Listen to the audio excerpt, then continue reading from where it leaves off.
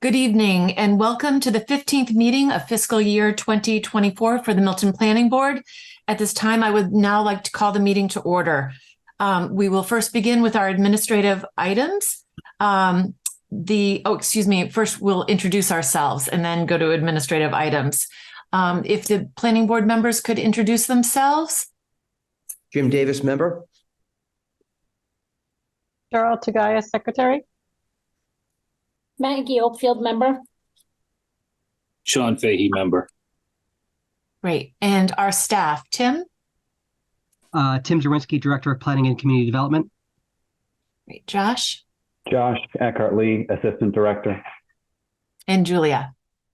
Julia Getman, Clerk. Great. Good evening, all, and welcome for those joining us online. We are fully remote this evening. At this time, I would like to begin by administrative items with the approval of our minutes. We have one set of minutes from November 9th. Was everybody able to review those? I would like some time to review those, and if I could do that this week and we could put it on the agenda for our pre-town meeting, we could get that taken care of on Monday. Sure, no problem. That's great. Thank you. So we'll defer those to our pre-town meeting. And the next discussion of next meeting dates, we will have a pre-town meeting. Did we establish 7 p.m., Tim, or what time did we post for on that? We posted for 7. I don't have the room number off the top of my head. It's up there on the calendar right now. Okay. I think it's 243. Room 243. All right, Julia, thank you. But it is posted, so that's great. And then we talked about a next meeting in December. I'm sorry, Meredith. We'll meet at 7 on the 4th or 6? A 7 Okay. is what we're posted for. It should just be a real brief if we need any, brief updates or anything new before to discuss. We just like to hold that time and meet up at the high school, and then we'll go right into town meeting together. Beautiful. Okay. Thank you. And then for December, which is hard to believe, we have a meeting currently scheduled for the 14th of December, and that we've actually moved some public hearings to. And then the question was, did we need to meet again? I think at this time, let's hold off on deciding that if we need to meet, if we have to meet, or we can give everybody a little break to get through the new year. Does that sound good, Tim, or what are your thoughts? Okay, perfect. So the 4th and then December 14th. And then Tim, any news or update that you want to provide? Nothing really. We do have a really brief item under new business about the Milton Marketplace, the enclosure that they're doing on the 3rd floor. I thought about just handling that here in staff update, but we'll just have to decide. We'll talk about it later because I just had 2 things on my list. The other is we did get an A&R application earlier in October. It's just that there hasn't really been a good time to get that on the agenda since we got it. And so next meeting, we're going to need to talk about it. It is for, Josh, what is it, 1429? Yes, I believe so. On Brush Hill Road, the Avenue A parcel that's kind of been long discussed for subdivision at various times in recent history. That one is back. It's an A&R. It's not your typical A&R. So I talked to Meredith about perhaps maybe just introducing it at tonight's meeting. But I think we'll need to give it a lot of breathing room next week. It is a little bit complicated. Does have a little bit of history to it. I will make a note to kind of just send out those materials first thing in the morning, just so everyone's got them in their hands. We'll obviously put together a materials folder for that meeting when it comes, but it may be worthwhile to kind of take a look at that one ahead of time so that everyone is just really super prepared for that meeting, because it's not straightforward, but hopefully we can untangle it. I don't want to my sound too ominous. mistake, it's 1439. 1439. When you see it, you'll recognize it. But yeah, so just keep an eye out for that. I don't want to spook anyone or sound too ominous. I just want to make sure that it's a lot of these A&Rs are kind of just quick and easy. This one's just going to take a little bit more thought. So and then obviously we've got town meeting. We'll see you there. Great. Terrific. Thank you. So we can move right along. And if there is anyone who would like to speak, you will have time during the public hearings to speak. But if anybody has anything else other than what's on the agenda for this evening, please feel free to raise your hand and we'll welcome you for citizen speak. We have Diane DiTullio Agostino with her hand raised. Okay. Welcome, Diane.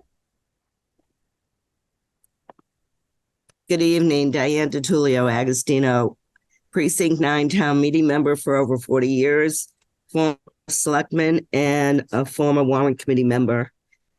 I am briefly dropping in at Citizen Speak to once again not only provide you a reminder as to the law, the American with Disabilities Law, and its impact on everything that occurs within the law, as well as with what the planning board and the board of selectmen propose in the laws, in our laws especially. I did request from both the assistant town planner, who during one of the presentations after my presentation mentioned that the American with Disabilities Act is not a concern when it comes to Mass General Law, Chapter 40, Section 3A. Town council also has not provided any response as to the impact of the American with Disabilities Act, which is a 30-plus-year-old law. And it's often ignored, just simply blatantly ignored. But I will provide you with documents before town meeting that will clearly show why we have a serious concern when we address this article, this chapter at town meeting, because town council, the firm, shall we say, if this is not a personality issue, these are facts. The town of Milton had written to the board, had written to the MBTA, demanding that the steps be reinstalled or not taken out over at the Milton station. In fact, I will provide you with town council's lawsuit against the MBTA on behalf of the town of Milton. And when I provide this to you, it will be with a copy of a letter demanding that the selectmen be refunded for all of the legal expenditures for that lawsuit. What I have is a federal transportation department letter that was sent across the country to every transportation department, including Massachusetts' own MBTA, notifying them in 2016, this letter is, that you must abide by the American with Disabilities Act. In fact, the staircase issue was cited in one of the discussions that was presented to the transportation departments, that any step replacement needed to be done with either an elevator or a legal staircase, with the risers that you go up part of the ramp and then you have a flat surface. This was back in 2016. The American with Disabilities Act is why no other state is looking to do what Mass General Law 40 Section 3A does, because we don't have accessibility. You would be providing a benefit to many, but we don't have the sidewalks for the disabled to access the stations. And then, as I showed you, and I will present at town meeting, we certainly don't have any of the 4 stations providing handicap accessibility. So I will provide you those legal documents, as well as the lawsuit that was a baseless lawsuit because it violated the American with Disabilities Act. Thank you for all you're working on. It's been a difficult year for you and you're doing great. Thank you very much. And yes, we look forward to seeing you at town meeting. Okay. Anyone else? Eileen Sharkey also has her hand raised. Okay. Welcome. Eileen, if you could give your name and address for the record, please. Yes, this is Tom Sharkey, and Eileen and I live at 35 Caroline Drive. We understand that you'll be at some point taking up the issue of endorsing the select board's article for town meeting that accepts and responds to the MBTA Communities Act. And so we're urging that you embrace that select board article. We recently obtained 183 signatures from our neighbors and friends, which we sent to our Precinct 5 town meeting representatives. Those 183 folks likewise endorsed the select board's article. So we wanted you to be aware of that, and we thank you for your service to our town. Thank you very much. Appreciate your comments. Thank you. Any others? There are no other hands raised. Okay. All right. So with that, we can now move on to opening our public hearing, 111 Highland Street, special permit continued from November 9th. And if we can allow the team in, the applicant. Ned, if you want to have your members of the team raise their hands and we'll kind of put them on the panel.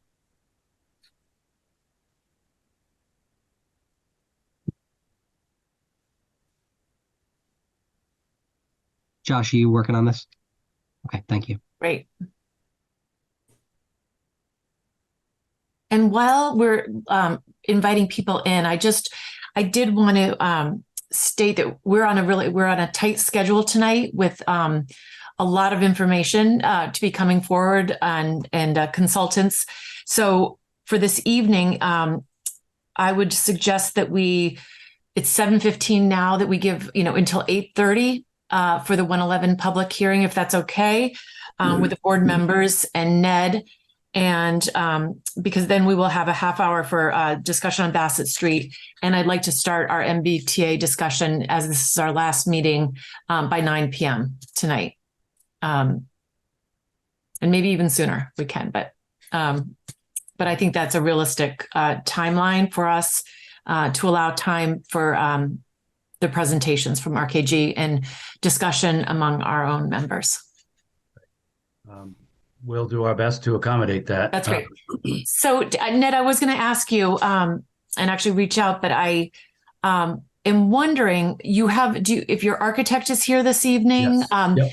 if maybe we would want to move forward with that rather than doing the sewer. I know we talked about the sewer, but I don't know if you have consultants or anyone here on that. So maybe we could defer the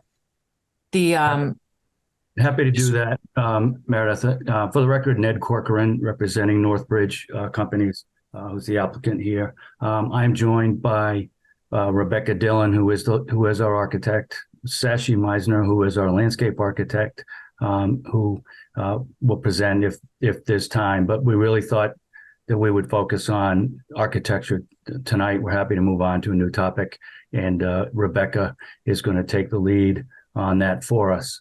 And so we have others available to be supportive. Eric Green from Erlin Construction, Paul Avery, who's the project engineer who you've heard a lot from. And so with that, let me hand it to Rebecca. And if she can have access to sharing screen, she has some slides to present, mostly presenting the materials that we've already submitted to the board with the application. Perfect. Thank you. Great. Thank you, Ned. Good evening. Can everyone hear me okay? Yes. Welcome, yep. Rebecca. Yes. Thank you. Just quickly, because I know you're limited on time, Rebecca Dillon from Garin Turgeon Architects. We've been designing senior living and memory care projects for over 30 years and working with Northbridge companies for over 10 years now. We've done 4 of these memory care projects with them. And interestingly enough, one of them is right around the corner from where I live. And they're just a wonderful group of people to work with. They're very thoughtful and caring to their residents and their staff and the community that they live in. I drive by Beta Vita almost daily. It's still beautiful. It's been there for over 10 years and it's well kept. They're very engaged with the community, and I think you're very lucky to have them looking at having a project here and helping to take care of your community's seniors. With that, I will share my screen.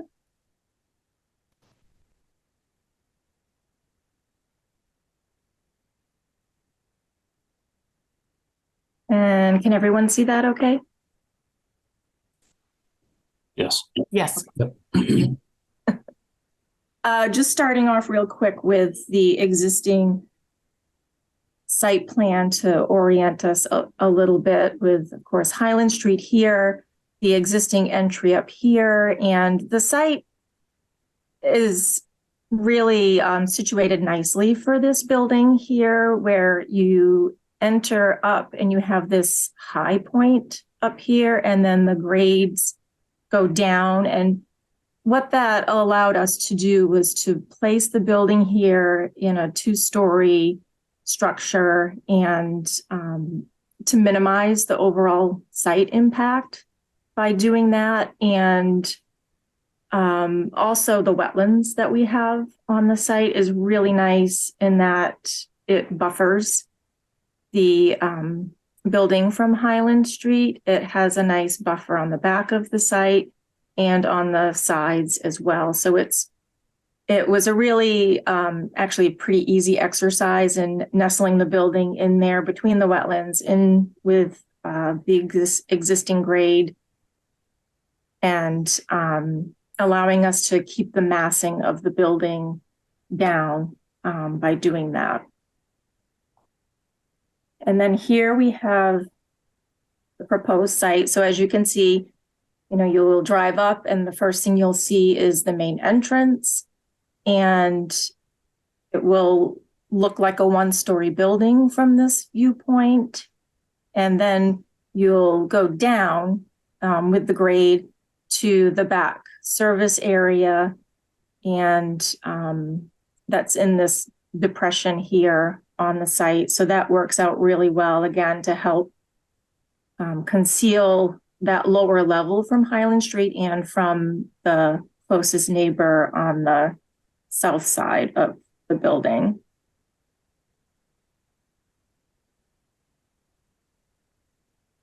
I will start at that lower level with looking at the floor plan.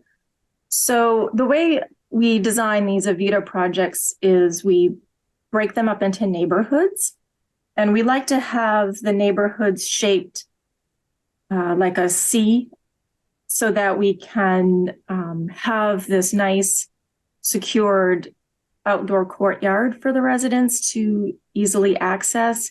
And it's also nice where we can have resident rooms looking out to that courtyard. And then on the opposite side of the building, we have those resident rooms looking out to the wetlands, the natural buffer that will stay there. So that works out really well for the building layout. And at this lower level, we have this one neighborhood. We call it neighborhood C for now, but it's about 18,600 square feet, this entire lower level. We have 24 residents in this neighborhood, and 20 private units and 2 semi-private units. And in each neighborhood, we have a secured entrance within the building to keep our residents safe. And you would come in, and there'll be this nice open dining, living space, country kitchen with a bar so that residents can sit up and safely watch staff, prepare meals. They may have activities there, such as bake cookies. And they also have a separate smaller activity room for art, painting, things like that, which is very nice and therapeutic for the residents. And then their units are located a little further away and in little quieter areas in each neighborhood. But as you can see, it curls around these courtyards really nicely. And on this lower level, we have this central core area here, which is built into the grade. That was already that high point, which is probably up here in relationship to this lower level. But in this area is where we have the commercial kitchen, mechanical, electrical, those types of building support spaces. And then on the upper level, which is the full footprint,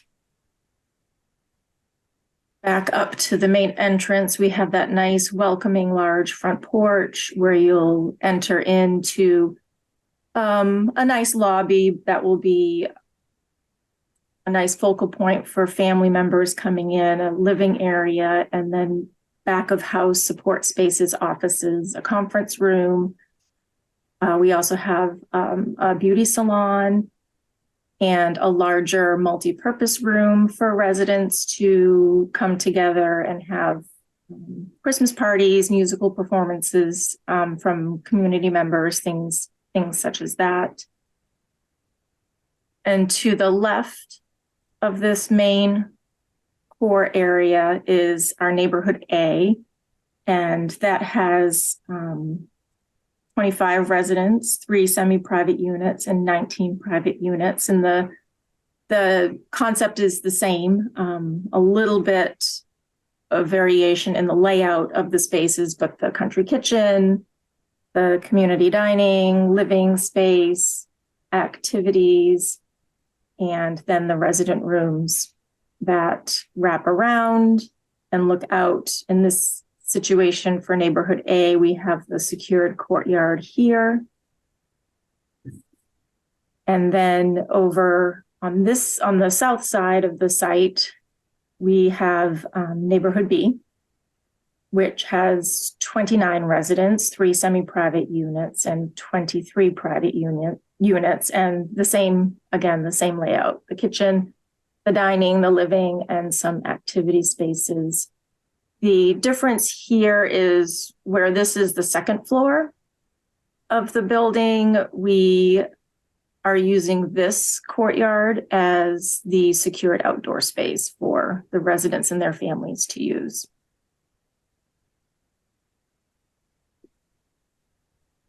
And these are the exterior elevations.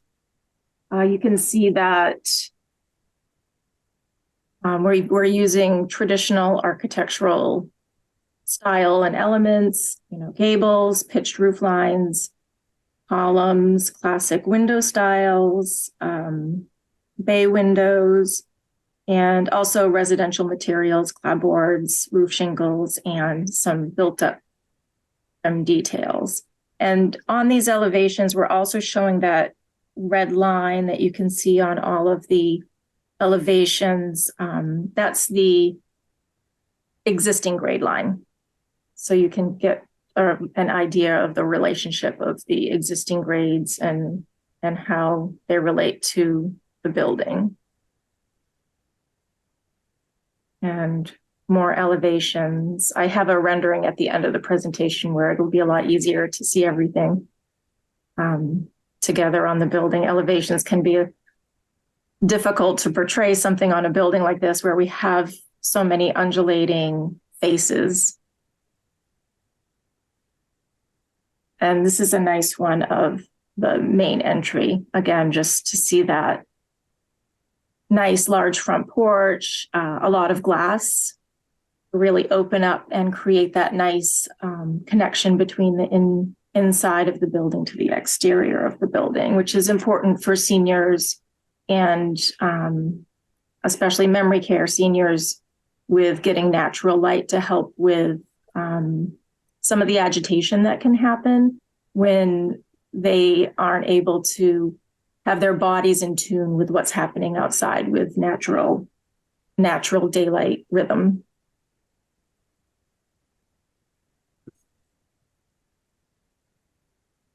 And then we have quite a few site sections. This site section is going basically north to south through that service drive and the building, and then up to the property line here and over to the neighbor, you can see the relationship of building heights with the neighbor that's closest to this project.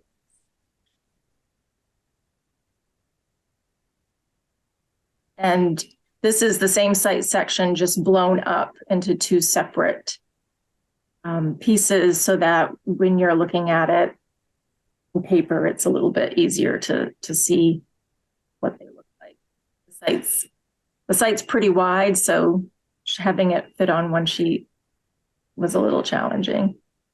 The second site section is cutting through the site from east to west, and it's showing, we have Highland Street out here, and then coming up through the drive to that one-story portion of the building, and then it drops back down out to that back parking lot area, and this is that ancillary building in the back of the site for additional storage and maintenance.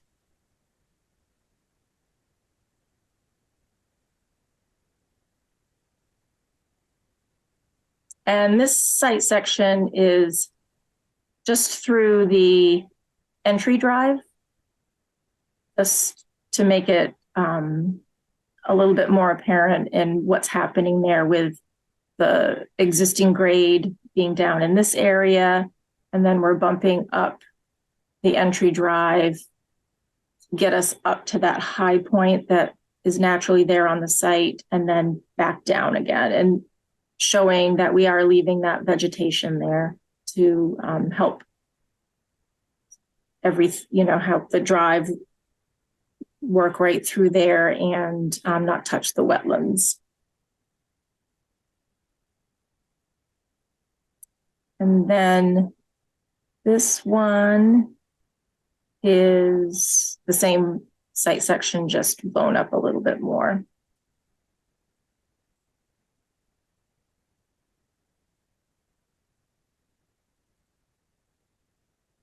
And then this site section is cutting through the site west to south, showing the one-story portion of the building and how it then will drop down to the two-story portion of the building.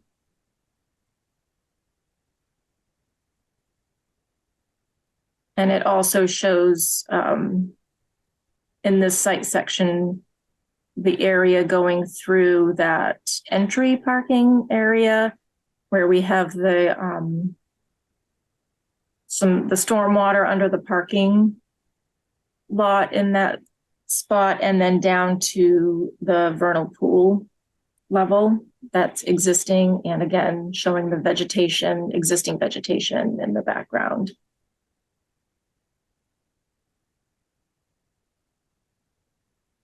And this is the overall building rendering taken from showing that front entry and that circular drop off. And again, you can see the retaining walls that are proposed with the wetlands on each side, and how the building sits into the grade, the existing vegetation, and you can catch a glimpse of the neighbor's house on the south side of the property in the background, just to get a relationship in height with that. But you can get a good sense of the scale of the building in this rendering, and how the service drive slopes down away from that front entry area down to that lower level. So it's worked out pretty nicely with the building layout and taking advantage of the existing grade, and minimizing the size of the building with the two-story structure, and keeping that buffering. That's nice for both the residents in the building to be able to look out at the wetlands and the natural trees. And it creates those nice secure courtyards too, that are bound by the building face.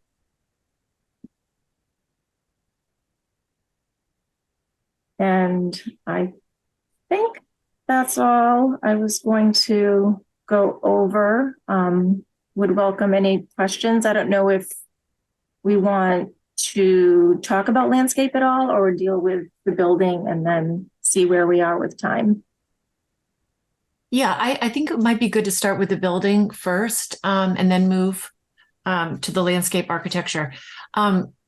Questions from the board on what we have just heard? Meredith, I have one question for Rebecca.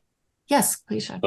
Rebecca, could you tell us what the elevation of the first floor is, and also what the elevation is at the edge of roadway? So the edge of Highland, as you come off of Highland onto the drive, what the elevation would be at that point, and also the first floor elevation of the building.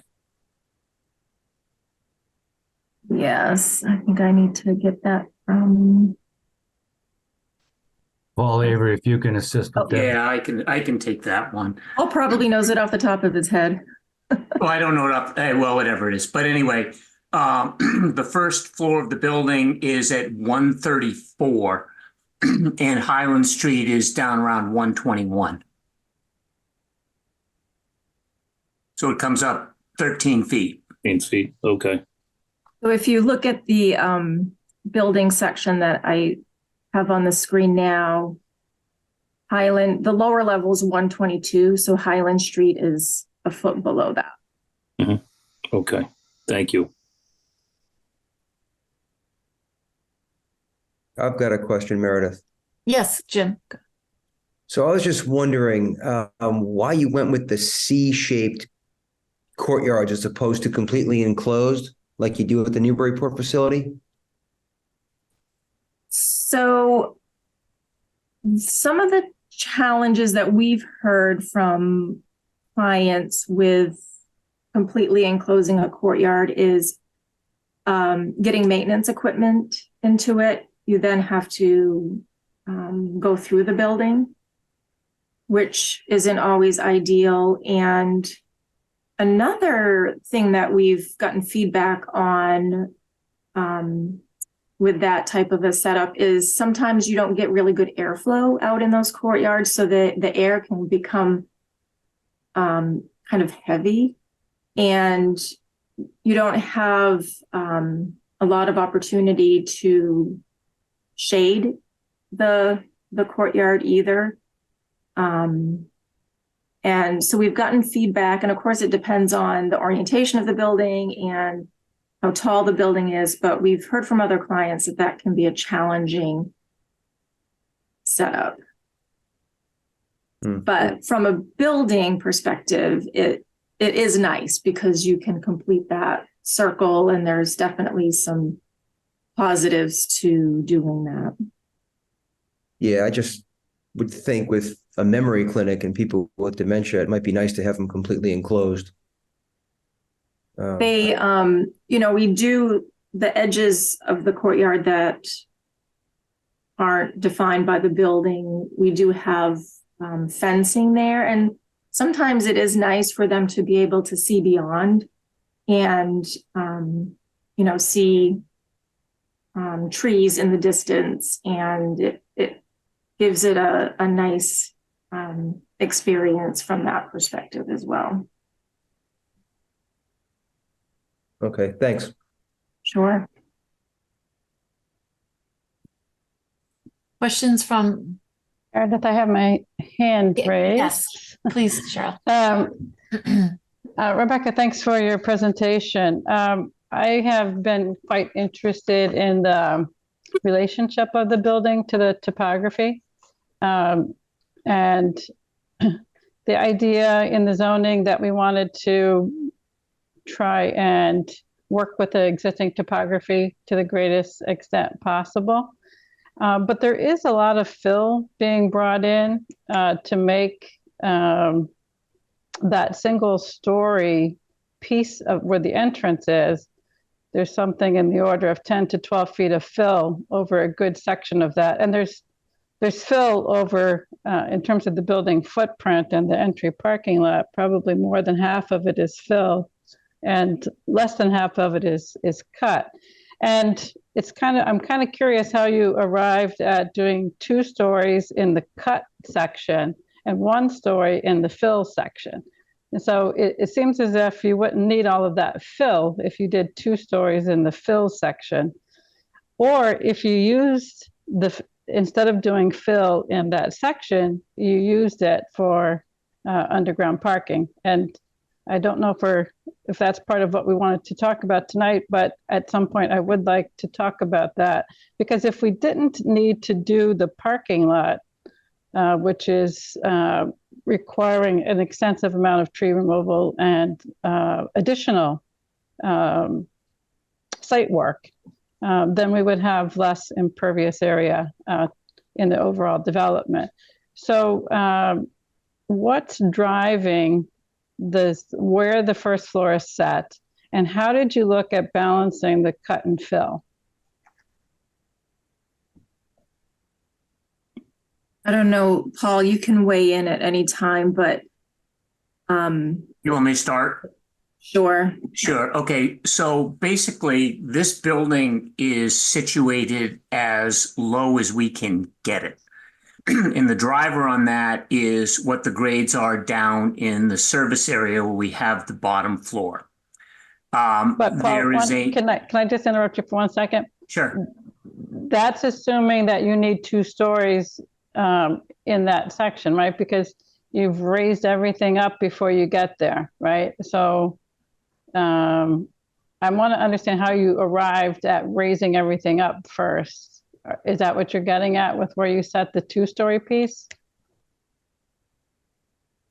Well, I mean, that's the lowest portion of the site. So, we'd have. But you're cutting quite a bit, right? To get to that, make it lower? Right. Yeah. We are, so I think, and Rebecca can speak this better than I can, but one of the drivers is each one of the neighborhoods needs to have an exterior courtyard on an equivalent grade. If there was a lower story underneath the entrance area there, it would be below ground, below the edge of the wetlands and all of that to the west of it. So an outdoor area courtyard wouldn't be feasible. So you're locating it such that you have to put fill in so that you don't impact the wetlands? I'm trying to understand, because you have a retaining wall there, is that right, on the left side of the building? Right. So if there was, I mean, Rebecca, I don't know if you can kind of how the access to the exterior terraces needs to work. Sure. So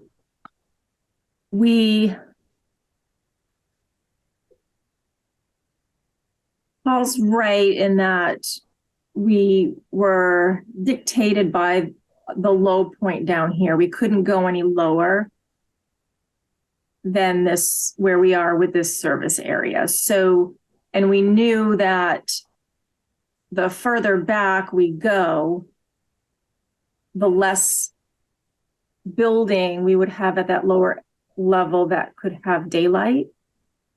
So, but you're filling in everything. So you would have natural daylight if you weren't filling it all in, right? So the lower level is at 122. Okay. And if you look at the grades over in, I can annotate this, over in here by the wetlands and the streams, those are like 124, 125. So we would be down below the adjacent wetlands if, let's say, this courtyard here was located at the first floor level. So if you did it that way, the entire building would need to come up high enough to get this area here, this courtyard at or above existing grade, which would bring it up a few feet. And one of the design objectives here was to set the building as low as we could to minimize the visual exposure. So if we look at the design standards, the site plan design standards and the building design standards in the zoning, height's not the only criteria that we were looking at. These other features or criteria as well, because what setting that height means, we've got these roadway coming in with vehicle guardrails and pretty large visual retaining walls, and so it's not just the building height, because what's presented to the street is actually that roadway, and that aerial photo showed the extent of that retaining wall. So I'm trying to understand, is it what's driving it, and whether there's some flexibility in where you set the building, and whether there's some flexibility in how you've arranged where's 2-story and where's 1-story, because of that visual impact of all of that fill and that roadway coming in. Hi, it's Mike Walrazak with VP of Development with Northbridge. We need courtyards on every level. Yeah, I understand you need the courtyards. It's really a question of you're bringing that. Let's see if I can do it. Just one other thing, Cheryl. There was a lot of sensitivity when we were moving forward as to the exposure of the building towards the neighbor, the Bacardi side, the Bacardi neighbor. Right. And so at the very same time, we wanted to provide a less massing on that side of the building. So it was a study, a constraint analysis, study of trying to satisfy multiple constraints at the same time. I understand that, and the height wouldn't change if you had a 1-story building on the bottom portion of this and a 2-story building on the top portion of this, where the top portion is where you're bringing in all of the fill. So it's almost as I view it as the opposite of working with the topography, when you're cutting in and then you're filling in. So when we got the cut fill analysis, it said that the cut is 47,610 square feet and the area fill is 108,378 square feet. So, and then if you look at the cubic yard difference, it's not, not a balance there. So, it's just, part of it is, again, even if you kept the 2-story portion that you have, you don't have to have all the retaining walls. It's the way this building is set on the site and where you've chosen to put the 2-story and the 1-story is driving all of these retaining walls, which are very visual. And then secondly, it's this idea that rather than use fill, why not use that space to do parking, so we don't have to have so much impervious. And it wouldn't change the courtyards, the idea that you have a courtyard. It wouldn't change the shape of the building. It's really just the relationship of where the 2 floors are, and where the single story is, and not having to import so much fill, because the import of fill also causes truck traffic in the neighborhood, right? So these have compound effects. The impervious area obviously impacts, and the tree cover and the parking. It has lights. Like I drove by the hospital's parking lot the other night, and the lights were all shining pretty brightly at about 11 o'clock at night. And so these lights in this parking lot are something that I raised as a concern too. So these early design decisions are driving a lot of potential impacts, and that's why I'm trying to really kind of truly drive in on what the requirement is that's forcing this kind of a design. And we did do a study on fitting parking under this portion of the building. And because of the width that's most efficient for the layout of the resident space above, we were only able to get, maybe fit maybe half of this back parking lot in here. So we were still getting a road out here and doing parking. I took a look at that layout too, and I do think that there's a possibility of having that arranged differently to get enough parking in that area, potentially to remove that bridge and that parking lot. And if you have that layout, we could discuss it, but we could also discuss that. I don't want to dominate the entire time we have here. But I would like to have some additional time if we do end this part of the discussion tonight to talk about that at another meeting. Thank you, Cheryl. That was sort of along the lines of what I was going to mention. I'm very concerned about Rebecca, it's a scenic roadway, a really historic tree lined, this is a wooded lot.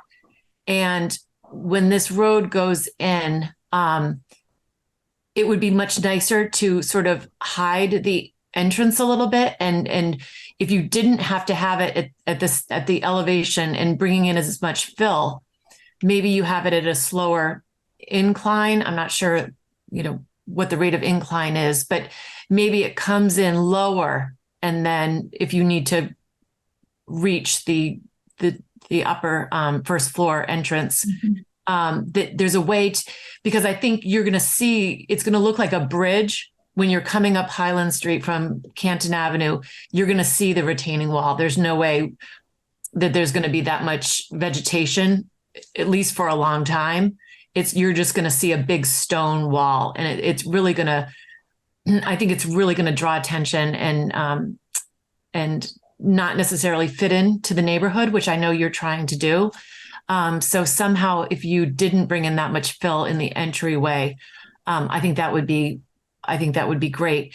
The other thing that I would ask that you look at, because I think it's probably, to me, one of the most problematic, is your delivery area, where you have there's a transformer, there's your trash, and there's a generator, and all of this is drawing probably the least attractive and the most noise to the neighborhood. Generators can be very loud, and I'm assuming that's a generator on a single family home can be loud. So I can only imagine what a generator might sound like when it kicks on, in a residential neighborhood.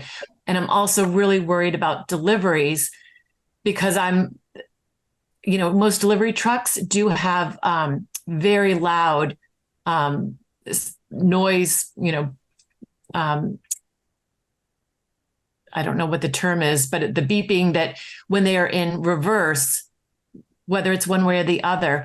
And it also seems like, if there's another delivery, it's just a congested area that just seems like it's a little bit of a bottleneck, that you have one person coming in, and then if you have a second delivery, that whole area just doesn't make sense from a design perspective. I think if that could be moved to the back, the transformer, the trash, the generator, why, that is the closest proximity to Highland Street of any other part of the project, and probably the least attractive.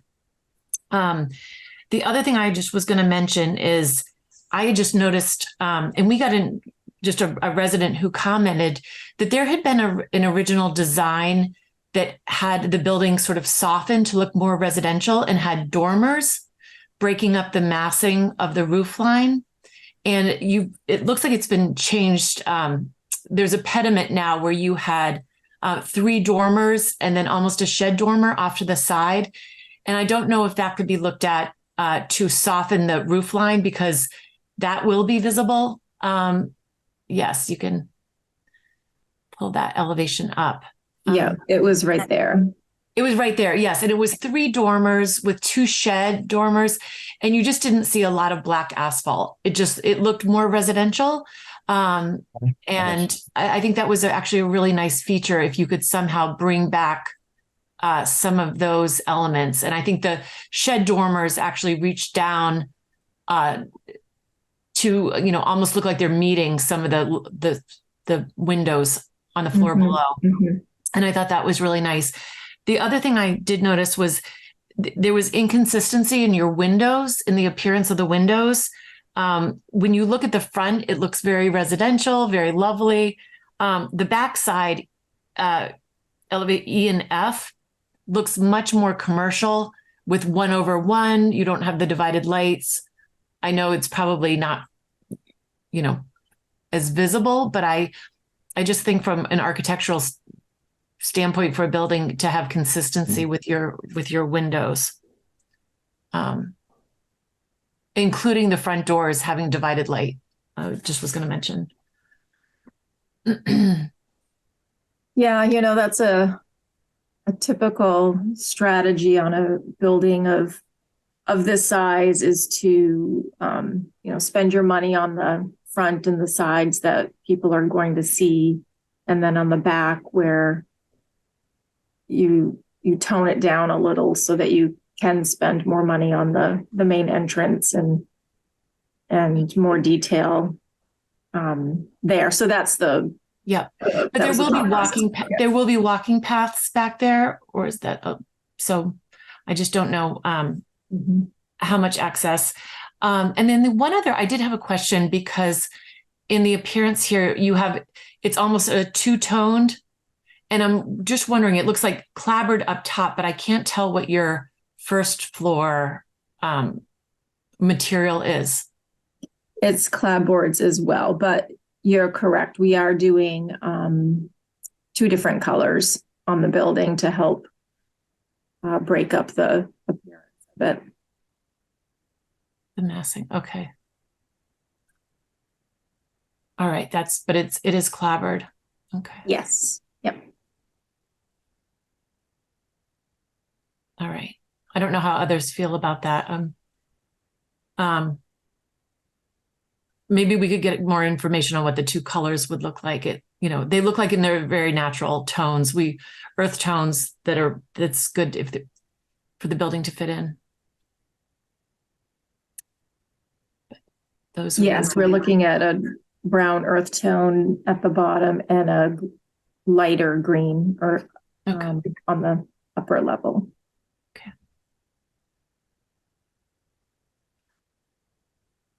Maggie, did you have any comments that you wanted to? Yes. So 2 things. One, I kind of wanted to follow up what Meredith said about the front service area. We have heard through this whole process from the neighbors, specifically on Highland and the corner of Spafford, that is what they're looking at primarily. And they want to be able to look at the front door of a building, not the side service area where dumpsters are. So I was wondering if you could speak to why the service area is at the front of the building as opposed to the rear of the building, where you would think most of these activities would want to be taken care of, out of sight, kind of out of mind. That's one. And the other thing is the parking. If we go back to the parking analysis, that was one of the very first meetings, and I'm not sure if it's changed or not, but there was a conservative assessment would put the parking requirement at 41 spaces, which would be a rate of 0.58 parking spaces per bed. However, this project is proposing 74 parking spaces for a ratio of 1.1 parking spots per bed, which is 33 spaces more than the highest scenario for this use. So back when this bylaw was presented to town meeting, it was presented as this would be a low use building. And to me, and they said that the residents would not have cars, were not driving. So that's why I'm not understanding why you need 1.1 parking spaces per bed. And it was sold to town meeting members that there would be no parking. So along with what Cheryl had said earlier, that I think the back parking lot is probably not needed. If you reduced it to what the assessment would be at 41 spaces, which is still 0.58 parking spaces per bed, which in my opinion, is still fairly high.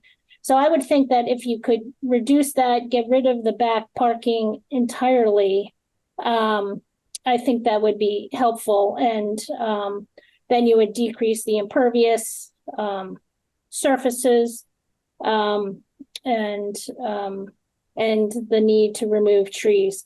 So I would think redesigning the building so the front of the building is more attractive to the residents of Milton and decreasing the amount of tree loss.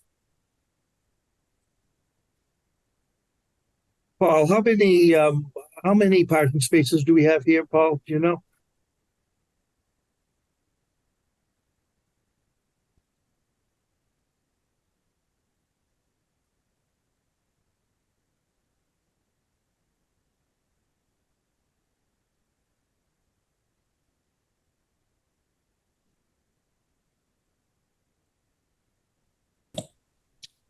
I think there's 60.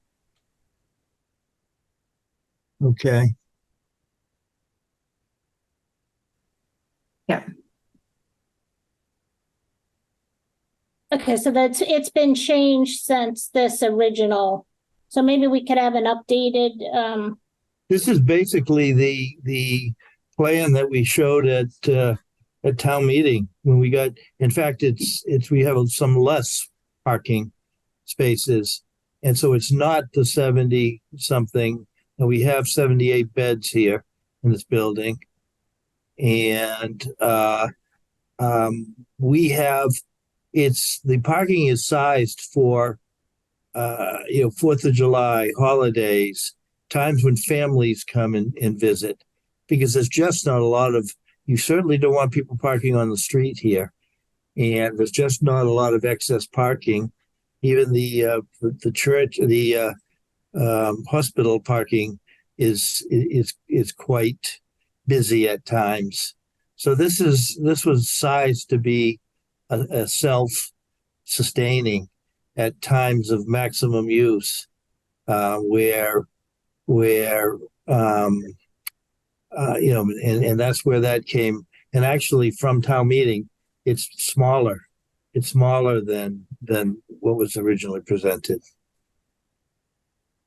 So if you're designing parking for just a few days of the year, would it be reasonable to request from the hospital to use their parking lot? So probably on July 4th or,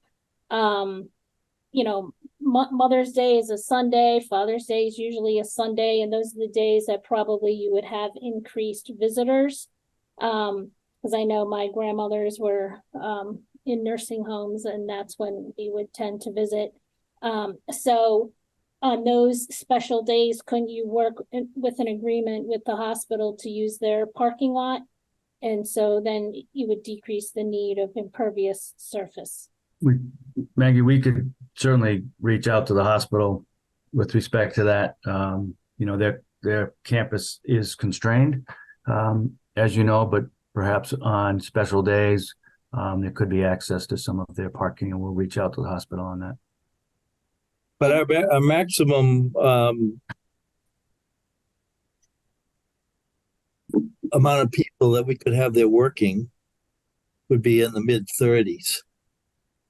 So you say 30, and you add some extra parking for, there's going to be people here every day visiting family members. So we're not too far off of that 60. I just don't. I'm hearing that we need to sort of take a second look at this. We can certainly do that. If we can't adjust, then we'll make it clear why we can't adjust. But okay, we'll commit to doing that. That would be great, because if we could eliminate at least some of the back spots and move the delivery area to the back away from the neighborhood, I think that would go a long way.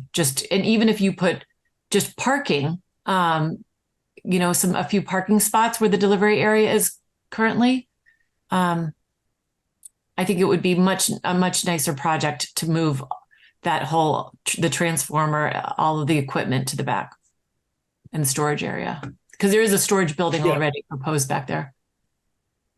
And I'd also like to take a look at our landscaping in terms of that. We possibly could do something with the trash. The generator is basically tested once a week for a period of about 30 minutes. And the only time that generator will ever go on for any extended time is during an emergency. And I don't think Milton has had a major problem with major power outages, particularly because it's by the hospital, and the hospital usually has multiple accesses to power, and it's a pretty reliable area in any community where they tend to, if there is an emergency, meaning a power outage, they tend to get the hospital up quicker. So it's right in an area that that generator, and when we test, it's like 10 o'clock in the morning, like on a Tuesday or a Thursday. So it's not at a time when you're not even going to know that generator is there. And then we will put as high of a level of sound attenuation, as we can get on that. In the case, the special type of case you get that limits the sound. So, but we can do something we have done it with landscaping. That's why we're looking at this without the landscaping feature, because we are adding a lot of landscaping to actually shield the building. It's rather ironic that we're trying to create a nice building, but we're trying to make it so no one can see it. Yet there's some concern about how it's going to look when we're going to be spending quite a few resources to try to keep it the least amount visible from the main road from Highland. So, but that's what we're dealing with. But I guess my point is that we should look at this in terms of the landscaping also. Absolutely, without question. But I think in hearing from the neighbors, it was really about deliveries. I mean, these other things are also important, but the aesthetically, but it's really the deliveries that are coming in and out. And I'm curious if it would be possible just to see a delivery log from one of the other sites, maybe the Beverly site or Needham site, just to see how frequently what deliveries are made, whether it's linens, food service, just what the regularity of those delivery schedules are. Okay, I can that would be really helpful. And it's really the fact that you have to back up, you have to either back in to that delivery area. And I'm not even sure the length of that, how many feet that is, but you're either backing in or you're backing out. And either way, it doesn't seem like a safe way to be backing in and out for every delivery that's made. And that's why if deliveries could be made to the back, I think that would be tremendous. Okay. This is plenty safe. And we've actually spent a lot of time with the fire department and all of that. But I can get you a list of delivery. That would be great. And it's also noise nuisance. It's the delivery trucks that they back up and they sound off every time they back off. Yeah. Once again, we can have those timed in the daytime, so they're not waking anybody or anything like that. It's if I was in the summertime and I had my windows open and I was hearing deliveries going in and out, that would, for the people right on Spofford on that corner, that would be a a terrible nuisance for that neighborhood. So I think if you can avoid as much on the front backing up and moving that to the back would be great. Well, as As I far said, away from the residents as possible. We'll take a look at that. Yes. Again, we're going to keep studying that. Thank you. Good. Thank you. That's all right. Anything else from the board members? And then we'll see if there's any questions from the public. Looks like Sean has his hand up. Sean, yes? You muted. Thank you. Thank you. Back to the topic of the generator and it having a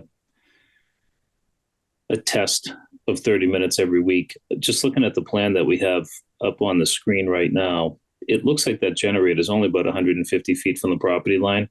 I think it'd be helpful to understand, even with what Mike suggested as the sound attenuation that you'll use. You look at how close that neighbor is right across the street on Spafford. They're in the direct line of fire of that noise. And I think, I'd like to understand what that decibel level will be like at the property line, just in defense of what they should have for some level of quiet enjoyment. And I do echo Meredith's thoughts and concerns with regard to backup alarms. It's, and I understand what Mike's saying, that it wouldn't occur during, evening hours, night hours, but nonetheless, it's an annoying sound. So I support Meredith's hopes for an alternative location so people don't have to hear that any more than necessary. Okay, we'll look at that. We'll look into that. Thank you, Mike. Thanks, Ned. Thank you.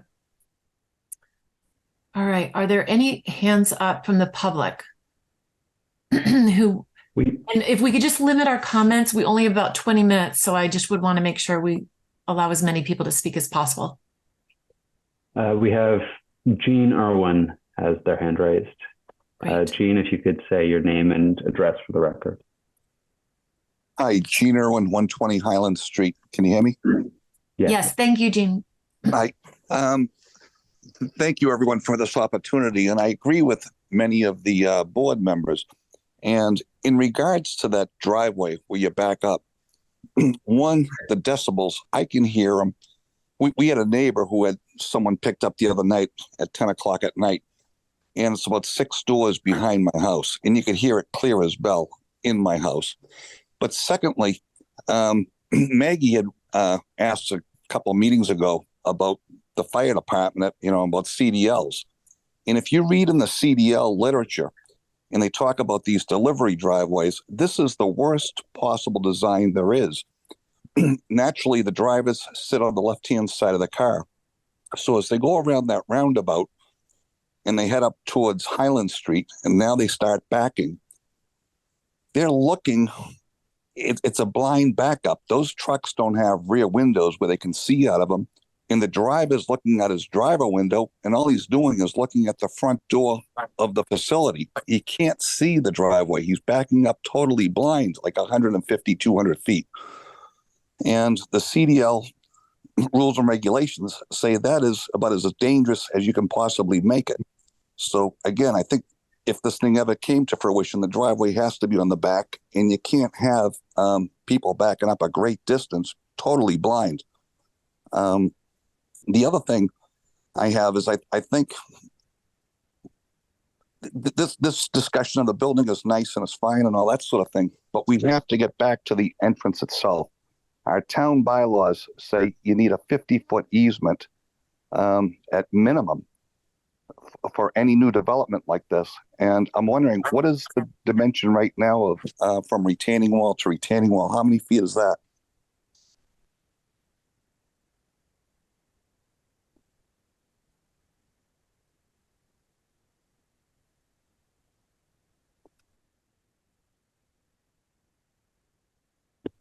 We also have Branch Lane with his hand raised.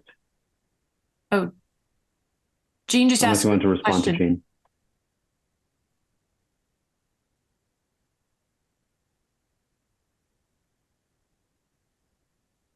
Is somebody able to respond? Is there a question from the board? Yes. Okay. It's not from the board. It's from we have a resident who's on the line. Oh, I understand. I just didn't want to interrupt him since this is an opportunity to speak. Oh, no, he was asking the question. Sorry. If somebody could answer. Okay. So we asking the width from retaining wall to retaining wall on the access drive? Yes. I'll jump to the sections, but we have 22 feet of travel way. We've got 5 feet of sidewalk, 27. Let me find the section here. It's on one of these drawings. I can tell you. It's Paul, I just went to the CAD file and measured it. So if you go from the outside of the wall to the outside of the other wall, it's between 38 and 40 feet. Outside to outside or inside to inside? I went outside to outside. Okay, so inside to inside, it's 22 plus 5, 27, another 2 feet, 29. It's 31, 32 feet inside to inside, something like that.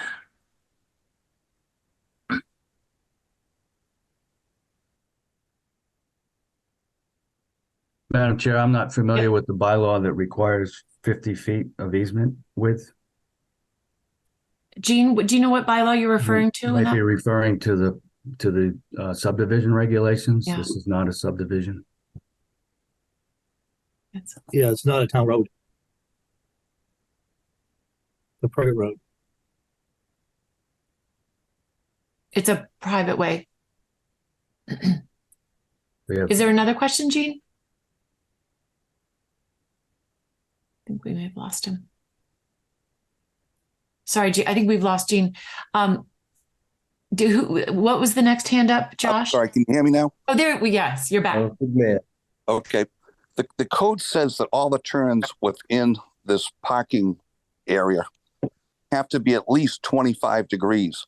So your turnaround, for instance, right now is a 20-foot diameter. It needs to be a 25-foot diameter. And if a ladder truck was to come in, right now, he can't make it in the driveway. It's 27 feet roughly.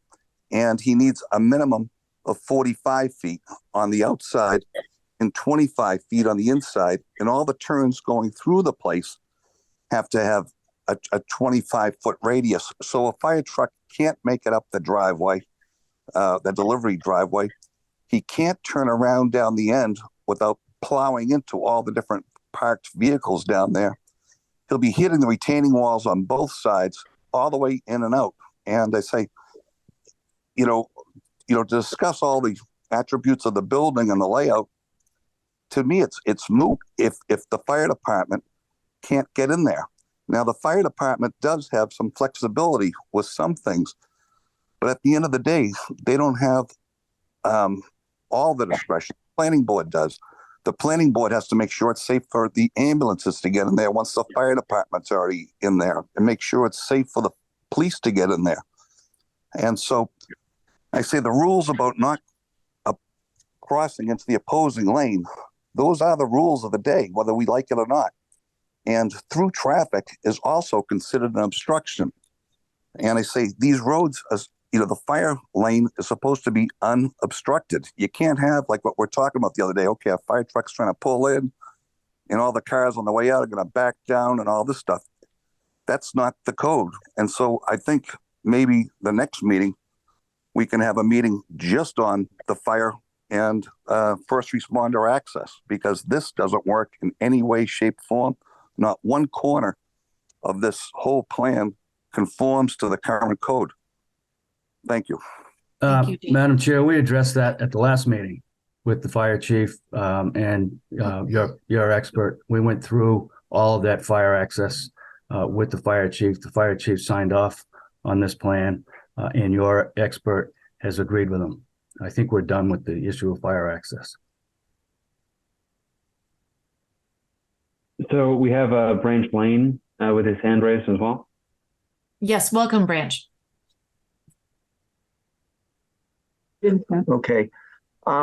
Yeah, I'm looking at your plan and hearing all of the discussion about moving all of the facility to the back, specifically mentioning the back parking lot for issues of noise to remove it from the Highland Street side. And unfortunately, I don't have a good perspective because I don't have the Winter Valley property shown on this particular plan. And as a board member at that facility, one of my concerns is that we have buildings back there, and one of them, which I believe is probably fairly close, that houses about 35 families of senior citizens. So I just wanted to note that you folks would give that consideration if you're talking about moving stuff back to that storage building. Maybe Ned, can you give me a perspective on where our building is compared to that back parking lot? Sure. Yeah, if you can pull out, I think that if you see off to the left, I think that's the existing building 5. Okay, so your board can realize that, you're talking about 150 feet or whatever. Now we're talking about 150 feet where 35 families of senior citizens would be affected.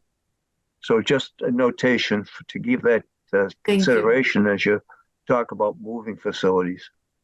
Right. I think your new building 6 that was permitted about a year ago is just below that building 5. It's on the same latitude, if you will, as this building. Mm-hmm. It's in that area. So that comes up to like 70 families.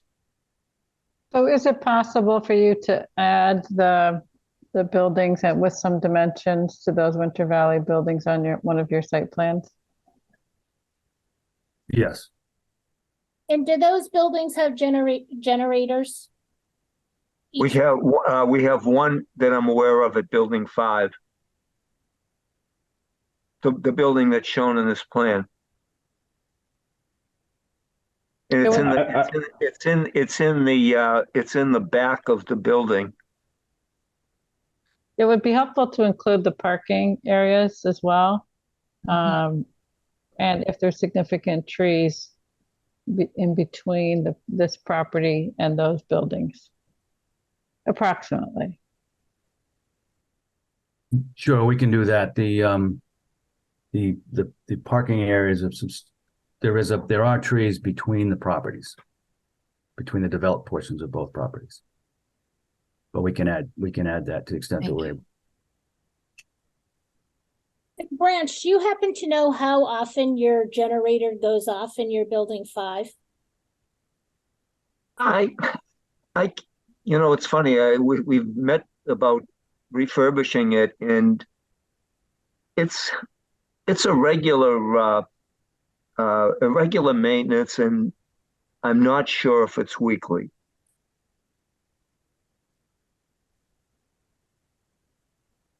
Great, thank you. Okay, any other hands up? Josh, are we seeing? Yes, we have hands up from Douglas Henry, Nadine Hanna, and Bard. So Douglas, you are up. All right. Let's go with Can you hear me? Doug Henry. Yes. Can you hear me? Great. Yes. Many of you know me, Doug Henry. I'm an attorney at Sharon & Lodgen in Boston, and I represent Karen Bacardi, who is the immediate abutter to the south at 137 Highland. There's 2 quick questions. One is the building closest to Karen's property is supposed to be no more than 25 feet above existing grade. And looking at the elevations that were provided by Ned before the meeting, it shows an elevation of 23 and 2 3/8 feet, but it looks like it's measured not at the edge of the building, but it's measured a few feet out. So I just want to like to have a measurement made to make sure that the building is no more than 25 feet from existing grade right at the building line, as opposed to it's now being measured in the pathway that's maybe 10 feet away from the building line. And second, like the neighbors on Stafford Road, Karen would like to see the delivery area and the generator moved from the front to the back, but in a way that is still shielded from her property. Because right now it's shielded by the building, and if that could be reconfigured so it's on the front portion of the building on the western side so that she doesn't hear it or see it and the neighbors don't hear it or see it, that will be an optimal result. So those are my only 2 comments tonight. Thank you for your time. Thank you, Doug. Appreciate that. And we have 6 minutes. So I think depending on how long Nadine or Bard, if you maybe want to speak jointly, we have 6 minutes. So welcome. Okay, Nadine had her hand first, so Nadine, all right, Nadine, give your name and address. Great. And 11 Stafford Road. I'll fire it off quickly. Thank you, everyone, and give Bard the second half of this portion. As you guys got as one of my neighbors referred to, my TED Talk on trucks last week, I just want to let you guys know that our property, 11 Stafford Road, number 15, 17, 21, all abut to some extent the service area, loading dock, trash removal, and portions of the parking lot of Milton Hospital. And believe me when I say you don't need to be an expert in retail supermarket distribution, as I am, to understand that the noises that are coming out of those areas are significant and consistent and persistent. They actually tend to get louder during times of snow removal, property maintenance, etc.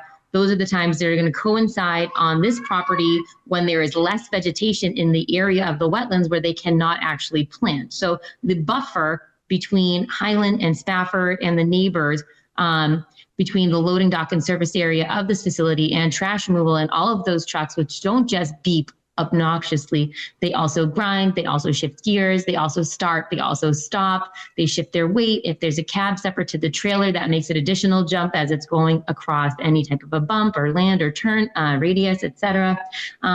So for half of the year, and this is the time of year that we're getting into right now, there will be limited to no buffer for that sound based on the fact that what they have in between their facility and the street is untouchable land that needs to be protected. And also, I just want to say, as Ned insisted on responding to Jean's comment, I do appreciate the fire access was discussed during the last meeting, but I was extremely concerned to hear from your expert that the fire chief did not actually review, in his own words. He's a busy man, and so he passed the papers with a recommendation and received a signature. So I would say that for the safety concerns of all the neighbors, that we would ask that was revisited, and perhaps that the fire chief, who I respect immensely, my son has been obsessed with firefighters since birth, actually maybe have an opportunity to not be pushed into signing something or at this rapid pace that we have been noting throughout this process. Thank you, Bard. If we get another minute.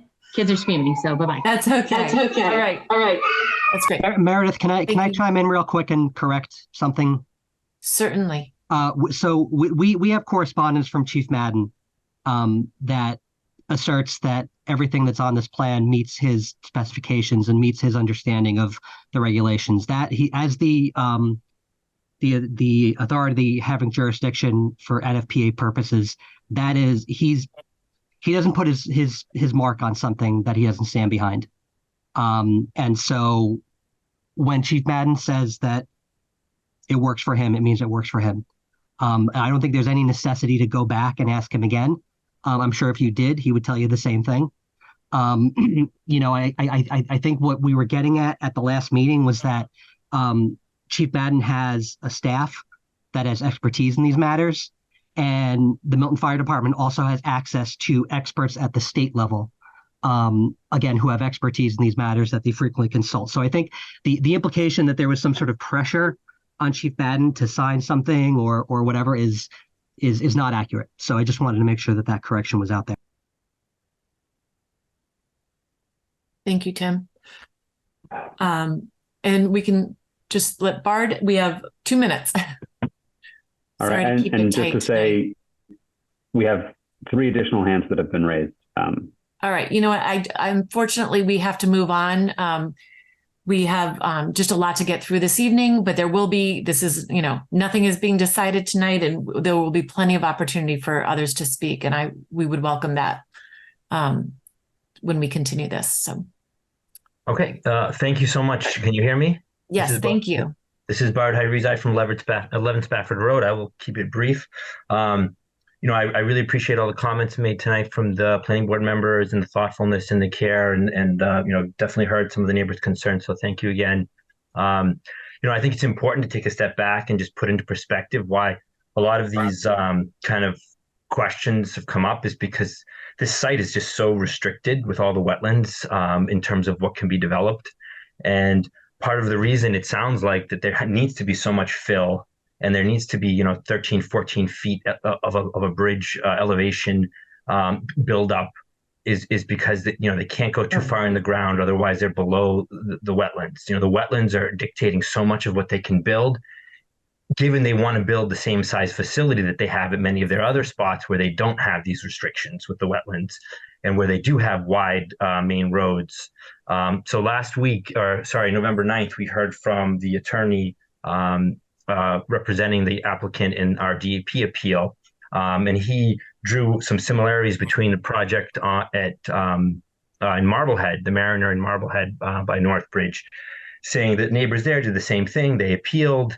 It took 4 or 5 years, but the developer won, and the building's being built, and the neighbors don't like it. But that's the way it's going to go. So I went and looked at that, the site plan there, the town GIS maps, the Mass DEP wetlands layers. I can show them to you. We don't have time, but there aren't any wetlands on that site in Marblehead. So, I don't doubt neighbors were against it because people don't want a 60,000 square foot facility in their backyard and all the noise and the traffic and everything else that comes with it. But, it's just sort of an example of, statements being made that, while not outwardly false, is a bit misleading, when we're talking about the DEP appeal and the wetlands here, which are causing so many of these, frankly, compromises to a plan here. With a site where none of those restrictions are in place, and you have over 5 acres with no wetlands, where they have the freedom to build and position and do all the things that were talked about that we don't have the freedom here. So I think it's really important to keep that in mind, that, if you look across, as I've done, at least 5 or 6 Northbridge facilities, particularly the Vita ones in Needham and Newburyport and Marblehead, they do not have the restrictions we have here. They have much wider road access. Putting aside the issue of fire access, we're talking about the main road of Highland is incredibly narrow. If you look at all the other examples, they have shoulders. They even have 2 lanes, Route 114 in Marblehead, where the turn-in is much, much wider from the main road. You do not have these wetlands restrictions. So I think that's something that, is really impacting the design and everything else and the compromises that we're seeing. So just wanted to make that point. So thank you very much. And I'll yield and let you move on to other business. Thank you. And I did see that Dan Hill had his hand up, and I would welcome if Dan would like to speak. We'll run over a few minutes, but I would welcome him to come on and speak on the neighbor's behalf as well,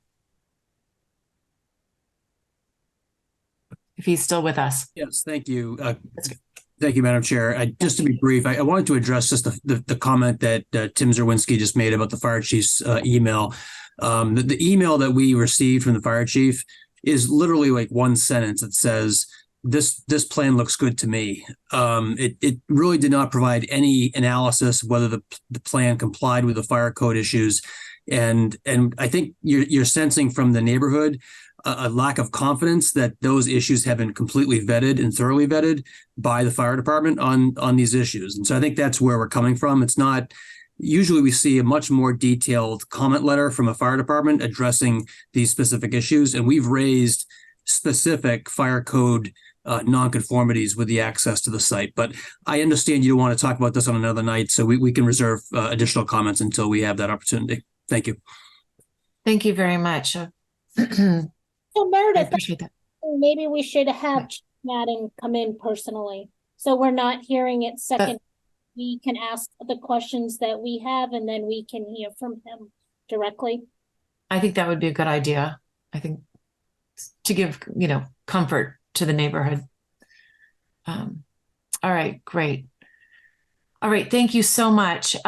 So with that, we will we'll need a motion to continue the public hearing for 111 Highland Street.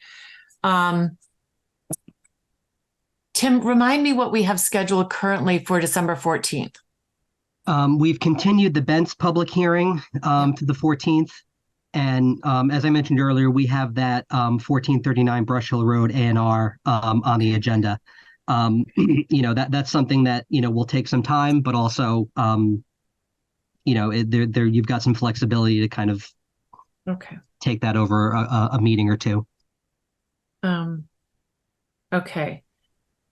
So I think then to know for sure, because we're not sure if we're going to have a second meeting in December at this point, it would be the January 11th.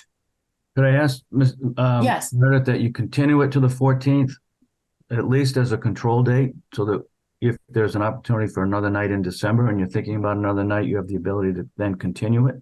Okay. And if there's room on the agenda, we could, present on landscaping or respond to the comments that we've heard tonight. Okay. Ben's 1439 and nothing else, Tim, that I think that's all. Not on my radar. Okay. All right. Then that's fair. We can, why don't we then defer or move to continue the public hearing to, and now we have Ben's 1439. What time I'm thinking, because we said Ben's, was that a 7:05? And I'm pretty sure it was 7:05. Okay. So we'll say, 7:10 just for this, and then 1439 following, and then we'll know what we're doing. So on that, whether we are going to continue this further. Can I have a motion to continue the public hearing 111 Highland Street to December 14th, if the board agrees? Yeah. At 7:10, so moved. At 7:10. Second? Is that second, Jim? Second, yep. Okay. Roll call. Jim? Yes. Cheryl? Yes. Maggie? Just muted. Sean? Yes. Maggie? Yes. And myself, yes. All right. Thank you all. Thank you. Okay. Thank you. Great. Thank you. Thank you. And now we have agenda number 5, new business discussion of 10 Bassett Street. Tim, if you want to introduce this, and we can welcome. This shouldn't take a half an hour. Okay. I asked to get this on the agenda just as a courtesy to the applicant, because they came in. Let me share my screen real quick just to show you what's going on. You'll probably recall, it was probably more than a year ago at this point, although maybe less. There was an amendment to the site plan for Milton Marketplace to enclose the upstairs patio, which is, if you've been to the fruit center, you will see that project is well underway. One thing that has come up over the course of construction, as they've been sort of looking at this and thinking about, how this is going to operate, is the thought of having a sort of a second means of egress, basically, from that patio. You can get in and out, through the building. But what they would like to be able to do is create this sort of staircase down, from that second floor patio down to ground level. This is kind of looking at the project from the BassetSt side. So this would be sort of on that kind of front face, where the fruit center is. The request on the part of the applicant was if there was any flexibility to sort of consider this to be a minor or de minimis amendment or a change, to the site plan, if it would be possible for the board to consider that. I looked through the decision from that amended site plan. There really is no language kind of addressing the amendment process. So, my opinion here is that, we should just open up a new public hearing for an amendment. Hopefully it won't take a ton of time. But I just want to sort of put this on the board's radar and kind of just get, your kind of take on it and see if we can, talk about getting a public hearing scheduled for this. Okay. Meredith, I have a comment on it. Yeah. The plan, Tim, shows that space is for 49 occupants. Adding a stair allows them to increase the occupancy above 50. So 50 is a trigger for 2 means of egress in the building code. So I would like to understand if they intend to increase the occupancy with the addition of the stair. I'd also like to request a site plan, which shows where that stair lands. And then I'd also like to see if they do plan to increase the occupancy, a parking analysis. Because they have multiple uses there, that parking lot gets full. And I know that they have a plan at times to have employees park elsewhere. So if we could just get some parking summary associated with that. And I support it being a new application. This is why we do a new public hearing, to ask these questions. Yeah. Any other comments? I have just a comment on the actual plans. In trying to print them off and pulling them up on my computer, they were very small and difficult to read. When we have applicants come to us, can we have them at least provide us with maybe 5 copies of 11 by 17 plans to scale? Yeah, absolutely. Yes. So, the desire of the board to have hard copies kind of ebbs and flows. And so we've found that, we've been getting a lot of paper, and so we try to limit that. So Jim, if it's your preference to get a hard copy on 11 by 17, we can certainly provide that for you. And we can either get it over to wherever you are, you can come pick it up at town hall, but we can absolutely certainly do that. And if at any point, the zoning and the regulations, have an obligation for, full-size copies. Again, we tend not to ask for the full complement of those because not everybody wants them. But, at any point, if you even want a full-size copy, that's something that we can get through the, through the applicant. So, this is something if we want to periodically kind of revisit this, certainly, we can do that. We'd been at a stage where, not a lot of folks were desiring hard copies. Meredith gets some because she asked for them. But if we want to sort of default to that, we can certainly do that. But absolutely, we can make hard copies for you. So is that the kind of thing where I would ask every week, or can we just set it up so that I just get if you want to consider this to be a standing, Jim gets a hard copy, then we will get you a hard copy every time. Appreciate that. Thank you. It is helpful, I find. Okay. Great. All right. So we will get that scheduled. Meredith, so it's seeming like the 14th is a little full, but maybe on the 14th we can kind of discuss if there's going to be a second December meeting, or right. if this goes to January. Exactly. Okay. Great. Okay.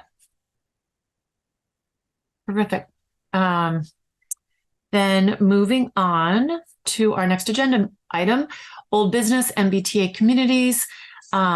We have RKG who is up first, I guess, to give us our fiscal impact analysis. If they're in, if not, we can start with UTL. Eric is here. Okay, great. Eric, do you have anyone else on your team that would like to be promoted?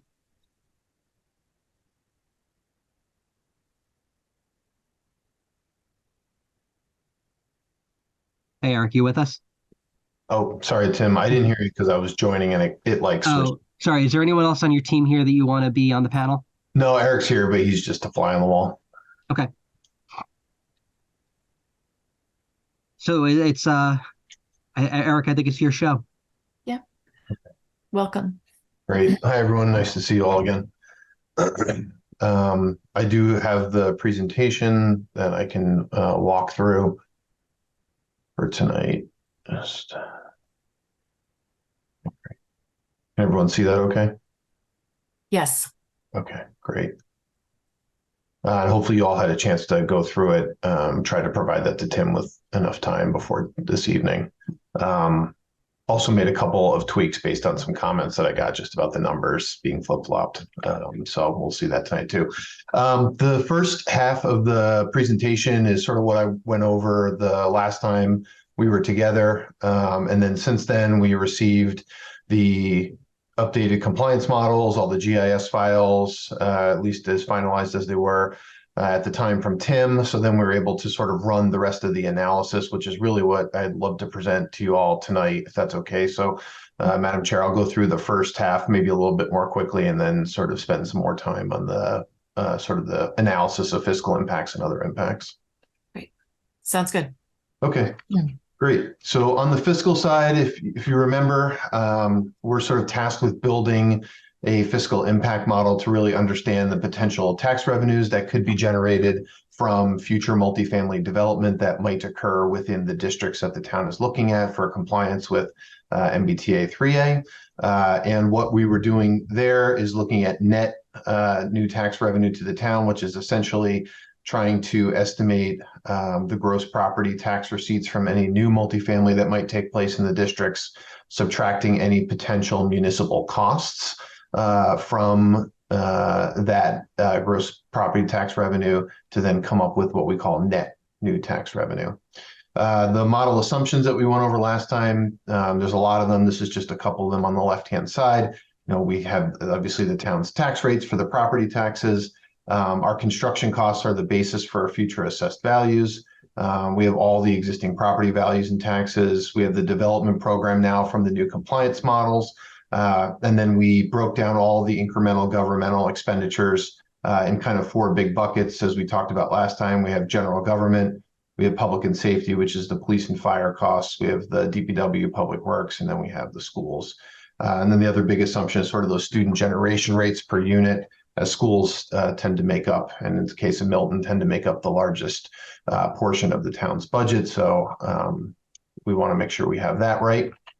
So for the fiscal impact model, you might remember this from last time, we have the inputs, which are all the municipal expenditures. As we talked about last time, RKG went through the 40 some odd sheets from all the different departments in town, identified which costs we think are likely to actually change or increase with additional households in the districts, and which costs we sort of classify as fixed, or those that we don't anticipate changing with the addition of new households. We have the development program now, which we ran through the fiscal impact model and all the assumptions I just went over. We have the multipliers, which in this case are the incremental costs, the tax rates, and the sort of population to household demographic metrics. And then the outputs, what we want to focus on tonight, the net new tax receipts, other fees and revenues we talked about last time being sort of CPA taxes, as well as vehicle excise taxes, and then subtracting out municipal costs to get the net fiscal impact for the districts being considered for MBTA communities. And then, as we discussed, I know this was the table that I updated here on the top right. We went through the town's entire budget, all 40 some odd budget sheets from the finance department, and identified what we considered to be incremental or variable costs. Those costs, every single line item that we believe in our professional experience might change with the addition of new housing units in the district. That ends up being just about $10.5 million out of the total budget, about 57 million, which is not inclusive of schools. This is just the general government, public safety, which is fire and police, public works, and then the other category, which is things like retirement benefits, unemployment, debt service, insurance, those kinds of things. So when we take into account everything that we're considering to be variable as a percentage of the total budget, it's about 18% of the budget. We then need to figure out how we allocate that variable budget across new residential versus commercial and industrial. So as I mentioned last time, we do that by looking at the current assessment split for the town of Milton. Right now, that assessment split is about 96% residential in assessed value, 2% commercial industrial. The other 2% that's not shown on here is for personal property tax, which would take you to 100% of the assessed value. Once we figure out how much of that variable budget gets split into residential versus commercial, we then need to figure out how do we get from the total variable budget down to a cost per household that we can then apply to the future housing units that are being modeled for the MBTA districts.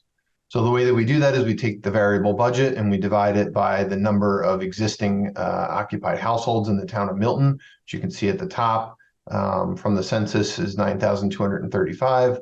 When we divide those two out, it's roughly $1,090 in new variable costs per household. And you can see how that splits out across the different categories. Public safety, fire, and police, as is often the case when we do these analyses, sort of absorb the lion's share of those costs. But you can see general government is incorporated in there, as is public works. And then the last piece, and potentially most important, is the school side of things. So there's two key assumptions that we need to make and analyze to come up with the school costs.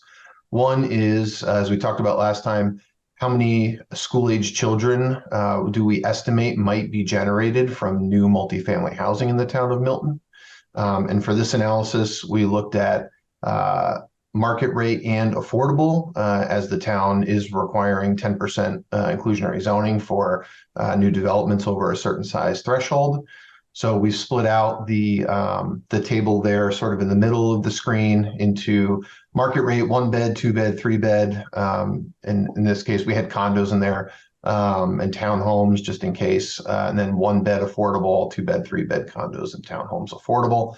So you can see how those student ratios per unit are going to be allocated as we talk about new development in the districts. On the budget side of things, which is the table on the right-hand side, we have the FY22 general fund budget, which is just the town's portion of the school budget. It doesn't include grants, state aid. So that's about just under $43 million in FY22. Much of that being in the sort of category of teachers, which is your classroom teachers, aides, and other support staff. Of that, we do the same analysis that we did with the town side of the budget, the municipal costs. We go through that school budget and we identify the different line items that we typically see as being incremental or variable versus fixed. And that ended up being about 62% of the school budget. When we divide that by the total enrollment, we get a per pupil cost of about $9,753. And again, that's the incremental or the variable cost, not the full cost for a student. That number is just under 15,000. Okay, so that was my very quick overview of just sort of how we got to the numbers and how the fiscal impact model works. So what we did once we received the information from Tim for the compliance model and the districts that you're considering, we then had all the information we needed to apply the fiscal impact analysis and figure out how that shakes out for the districts and for the number of units being projected in the districts. As we had mentioned, I think to Tim and hopefully to you all early on, we wanted to kind of tackle this in kind of two ways.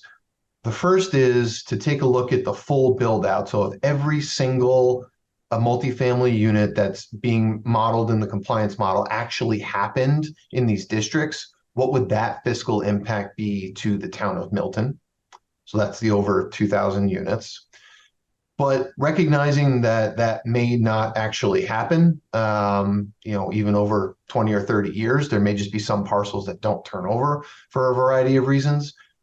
We also did a rate of change analysis, which I'll talk about on the next slide, to try and model what from our opinion, what we think are the more likely parcels to actually turn over, say in the next 5 to 10 years, or maybe longer. And then what might be the fiscal impact of those scenarios. So just to give you all and anybody in town who is going to be looking at this, particularly at town meeting, just to kind of get a sense of like, here's the highest and here's maybe potentially the lower end, and what does that mean for the town? For the rate of change analysis, we needed to look at it two different ways, and I'll explain why on the next slide.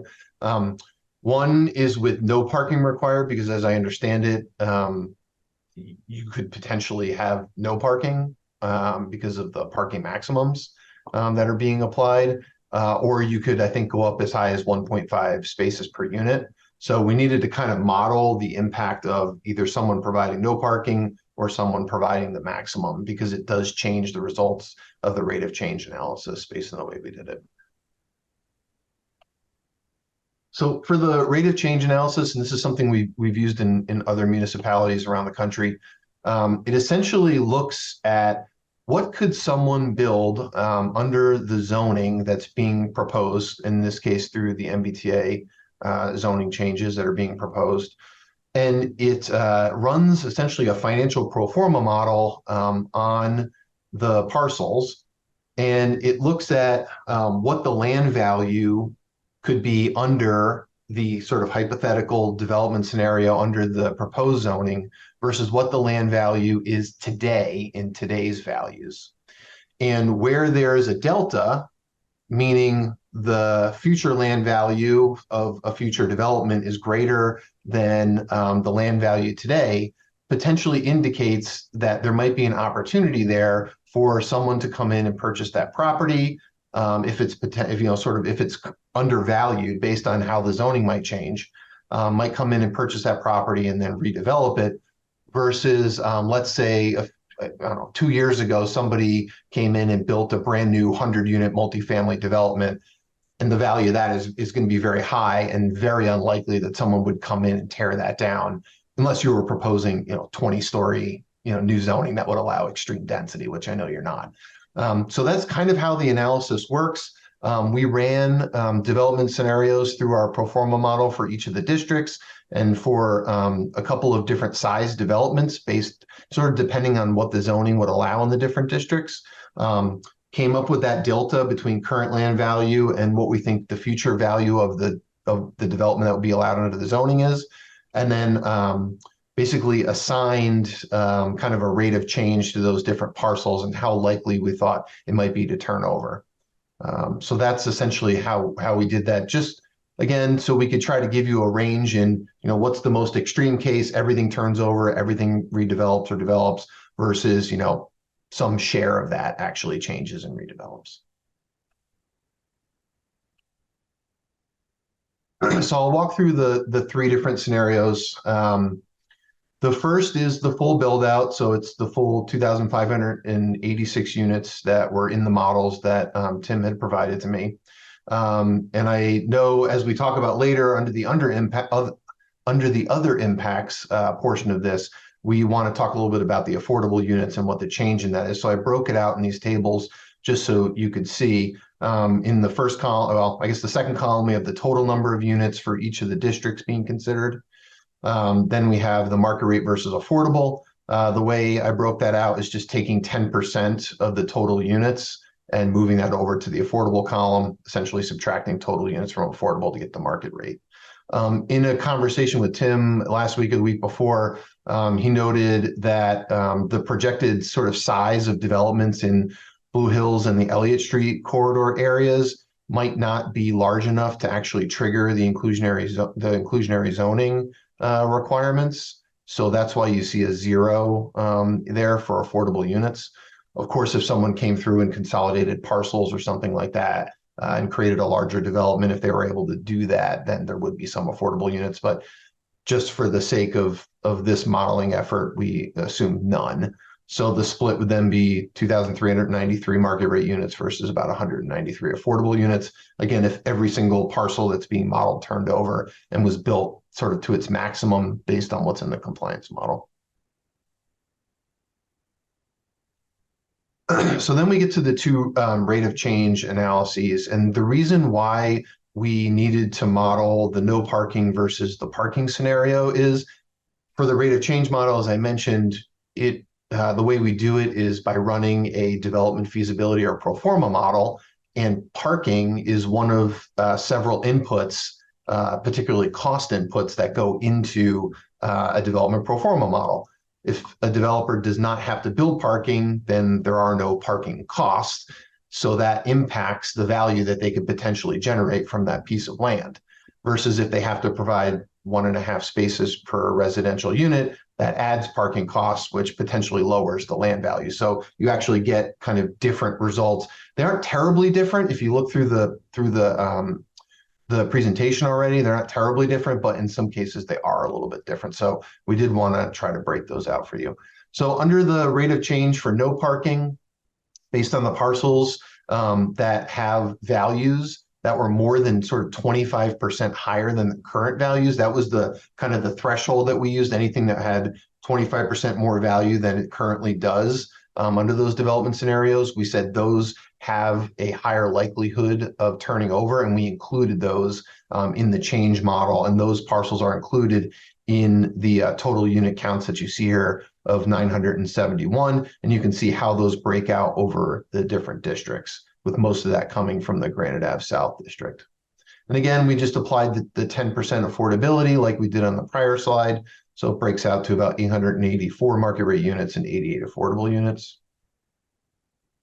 And then just looking at the rate of change for parking required, you can see it's very similar, 889 total units, 810 market rate units, and 79 affordable units. Again, these numbers are a little bit lower because we did need to include those parking costs, which affect potential value. Can I interrupt right there? Sure.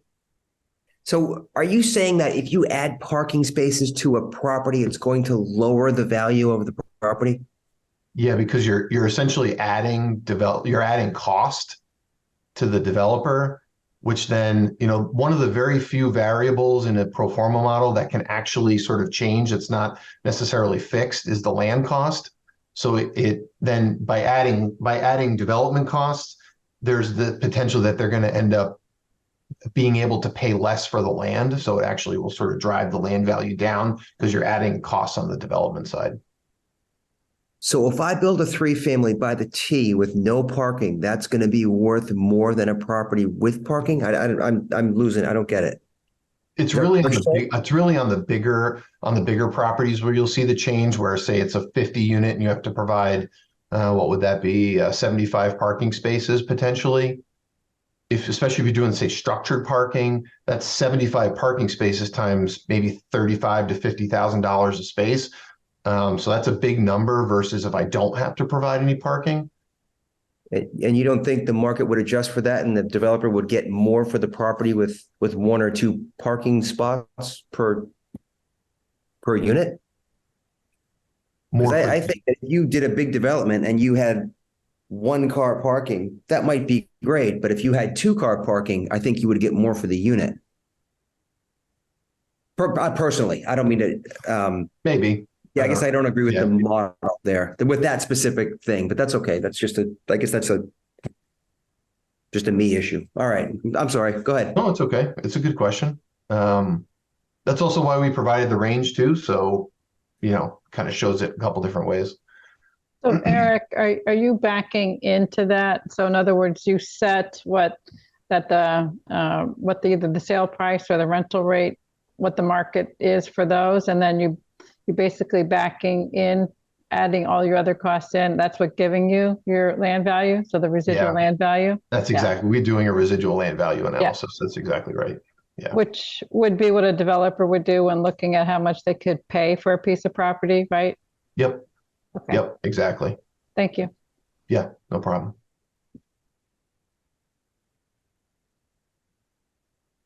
Okay. So now that we have the results of the scenarios and sort of the full build, and then ones that we think might be more likely to turn over, we then applied the fiscal impact model results to the district. And here's just a summary table of the 3 different scenarios: full build, the change model, parking, and no parking, all broken down by district, and then the totals are down at the bottom. So probably of no surprise, if we were to see 2,586 units, the net fiscal impact is over $1 million annually to the town of Milton. As we start to scale down the number of units under the change scenarios, the net fiscal impact changes to 389,000 under the no parking, 350,000 under the parking. Again, this is just taking those units and then applying the per unit revenues and costs, and sort of subtracting the municipal costs from the overall revenues to get the per unit net fiscal impact, multiplying that by the number of units for each of the districts, and then adding that together.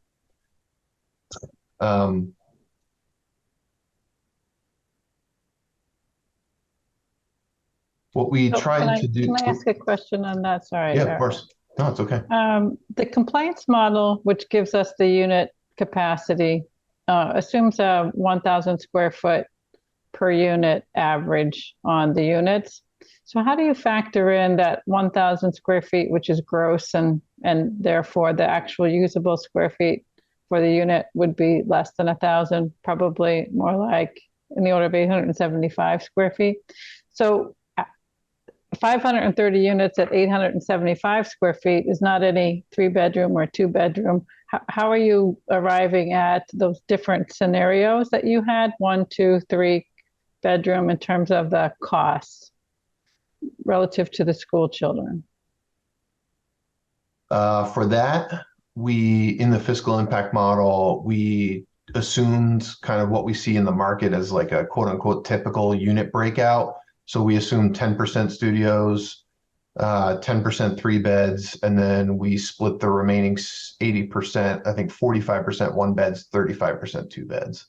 And do you know whether that 1,000 square feet comes out to the averages that you use? So I'm just wondering if whether it would come out to anything less than that. It probably comes out, honestly, it probably comes out a little less, probably more in the range of what you were saying, like the 800 to 900 square feet is usually kind of a more typical, but just trying to be consistent with the way that.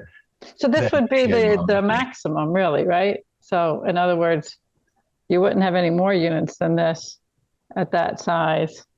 You're factoring in 3 beds where, the units, you might not get that many units if you had 3-bedroom units. That's my point. Right. Okay, thanks. Yeah, sure. Great question. Can I ask a question while we're interrupting? Sorry. I'm wondering why you have a different amount, your household count is different at 9,235 when the state said our household count is 9,844. And that's what I thought, like our whole compliance model was based on, was 9,844. Yeah, that's a good question. I was trying to use the most updated census information just to keep this as current as I possibly could. So our information is from the 2021 American Community Survey census data, and I believe everything that HLC did for the compliance model uses the 2020 decennial census housing counts. We also, in our fiscal impact model, we also use occupied housing units, not total housing units, because if we use total, then some of those units are vacant and they're not really taking services. They're not using services because no one lives in those units. So when we use occupied housing units, that's actually like the residents of Milton who actually live in those units and are utilizing town services. So that it's sort of a combination of those two things why the numbers are different.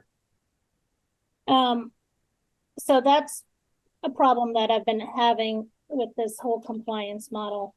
I don't think it's necessarily accurate. And also, what's the difference between you have 2,586 you're using as your full build out, and in our compliance model that it's 2,625. So what accounts for that difference? I will have to go back and check. I used the models that Tim provided. It's possible I miscounted, but I'll have to check. Because I went through and I looked for each of I think he sent me 3 or 4 total compliance models. And I went to the summary tab in each of the models and looked at what the model was saying was going to be the unit count for each of the districts, and I added them together.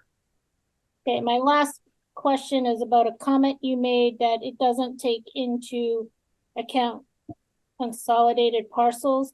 And that's one of the issues I've had with the compliance model.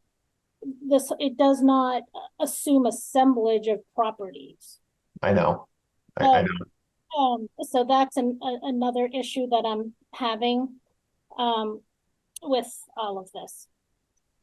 Yeah, I know that was a struggle in the model development, was just how to figure out the millions of different combinations of like how someone could put parcels together.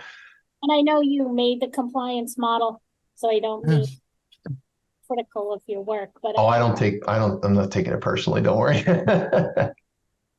Sorry.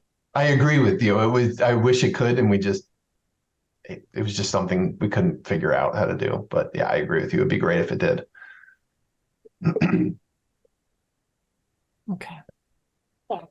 All right. I think we can continue on. Okay, no problem. Great. So the next couple, I think actually most of the remaining slides just break down each of the districts and just provide kind of district by district results for what are the district requirements that we found in the compliance model, what were the modeling scenarios and the assumptions that we used for each of the districts, and then what were the fiscal impacts, which sort of reflect back to the table that I just showed before. This was more for you all just to kind of see what we did here for each of them. So I won't go through all of them, but if you have any questions, I'm happy to go back and kind of go over them. But just for example, in Granite Ave North, we used the district requirements of the height of 6 stories, maximum dwelling units of 45, FAR of 1.1. So given that it was, the maximum was sort of a 6-story building, we assumed the construction type would be a stick over podium. We assumed the units based on what it looked like the build outs could be from the compliance model, a project of about 200 units. The parking max in this case would be 1.5. We assumed at 200 units, it would likely be structured parking. So those were kind of the model scenarios that drove the development pro forma. And then as you can see on the fiscal impact at full build, and then where you see the no parking and parking being 0, it's just, this was, I believe, one parcel. And we did not, when we ran the model, the land value was not sort of above the 25% threshold, which is when you go through each of the districts, you'll see different colorations of the parcels, which correspond to the rate of change parcel count that's over here in the legend to the right. And then we also just showed for each of the districts under the parking and no parking scenario, roughly how many parcels in each of those districts and scenarios we thought might change versus those that might remain in place. So can we use this as an example to ask a question about this methodology, Sure. Eric? Can you explain, so you didn't believe that this was going to have a high rate of change here, right? Because of the current value of the office use on this property? And is that based on tax revenue or assessed value, or how do you make that determination? That was based on the assessor data from the town that we had. Okay. Yep. So then do you have a sense of if instead of 170 units here, you had 270 units here allowed, would that change this likelihood? Or do you know what would be the trigger point to change the likelihood, for example, here? I don't off the top of my head, but it's something we could look at for sure if you were interested. Okay, thank you. Sure. Yeah, Can I pile onto that question real quick? I'm sorry, Maggie, go ahead. And just following the news, there are a lot of empty commercial spaces in, everywhere. So I would think, and what my understanding is that Ketch's Law has moved out of 2 Granite Ave, and so there's available space. So I would think that the likelihood at this spot is greater just because of what's going on. And it's a single owner. You know, I know some other buildings from one of the developers, when they have multiple investors and their loan documents state a specific use like commercial, and it's really hard to change a loan document to residential. But my understanding is if this is a single owner, then the loan document could change relatively easy from a commercial to a residential. Gotcha. So I would think this might be one that could sooner rather than later. Yeah, and I guess the good thing about this example in particular is if there were certain characteristics about the owner or the property or both, maybe in this case, the full build fiscal impact shows you what it would be like at turnover. So that information is still available to you just to see the impact of what that might be. And Eric, real quick, do you have any indication of like how high values would have to go in order to see this thing developed? I know you looked at assessed value. Is it like at a 10% increase of assessed value, or can you even guess? I don't know. I think that's similar to, I think what Cheryl was asking is sort of, yeah, what is that kind of that threshold point where it might flip? Yeah. I'll have to check on that. That's something we could definitely look at. It's quick the way we have the model built. Cool. Thanks. Right. Eric, this is Sean. Just first, thanks for the work. We appreciate it. Do something for me, and I'm probably going to ask this in a very simple way. Just walk me through the math of, for example, the fiscal impact analysis on the current sheet that you're showing, the Granite Ave North. How do we arrive at the 66,191? So what we do is we have the projected build out of the Granite Ave North District. We get that number of units directly from the compliance model's projected build out for this district, which actually, if I just go back, it'll probably be easier. Yeah. So that district, that build out's 171 units. Yeah. So what we do with the 171 units is we figure out based on a per unit assessment factor that we assign to each unit. You multiply that assessment factor per unit times the number of units, then divide that total number by 1,000, multiply it by the tax rate. That gives you the total property taxes, the gross property taxes that future development could potentially generate to the town. Okay, so I just want to walk slowly through this. So you're saying that Granite Ave North, if 171 units were to be built, the tax revenue annually is 66,191. The net. So that's the gross property tax revenue, like what the property owner would pay to the town in taxes, minus our projection of what services would cost the town to serve the residents that would live in those 171 units. All right. So let me say this in a very simple way.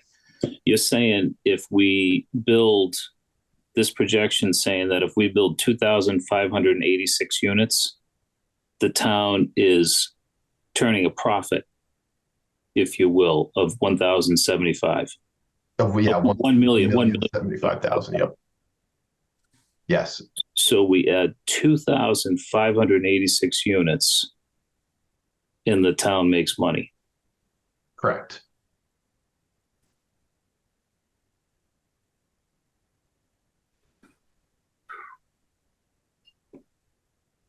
Eric, can I ask a question on this particular one?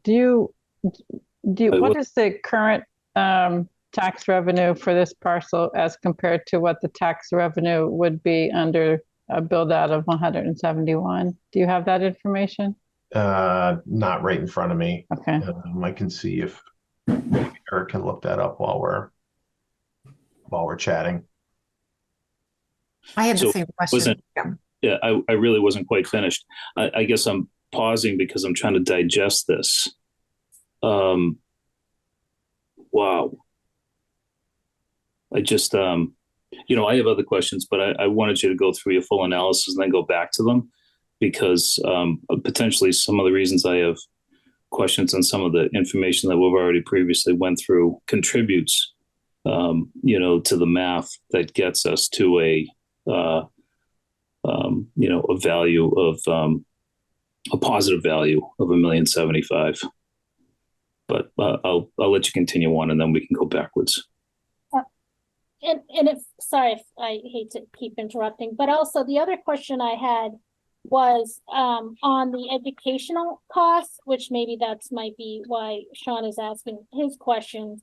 You have it as listed as only 42 million because 775,532 because you did not take into consideration state aid.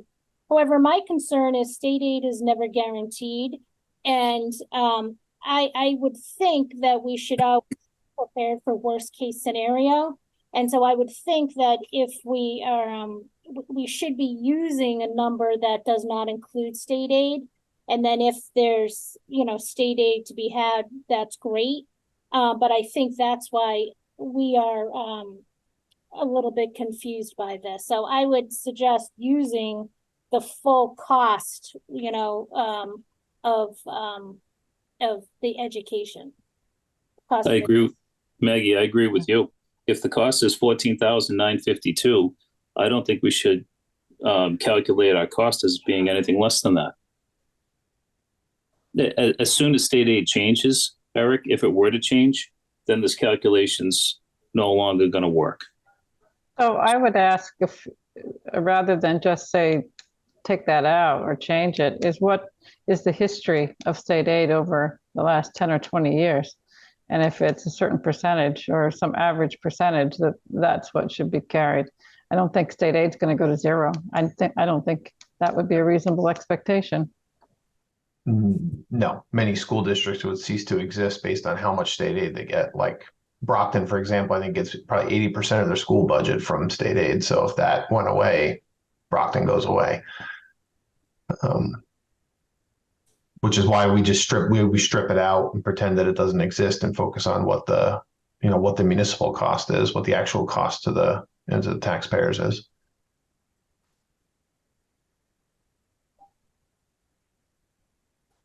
Great, thank you.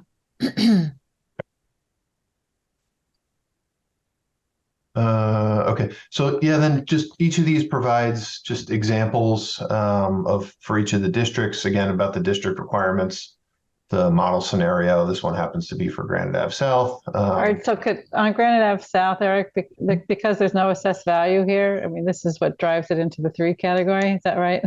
Yeah. Because they don't pay, there's no taxes paid here. This is sort of we think it would be a likely scenario. Okay. And then when we get into some of the other districts that actually have more than one parcel or more than 3 parcels, you can see it starts to get a little bit more nuanced.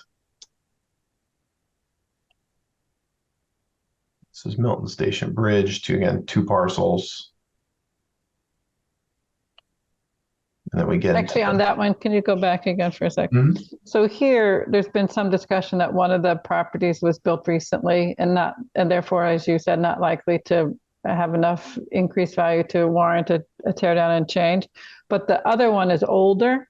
So you gave them both the same category. Is that how you got the 2 versus a 1, I guess it was on the other?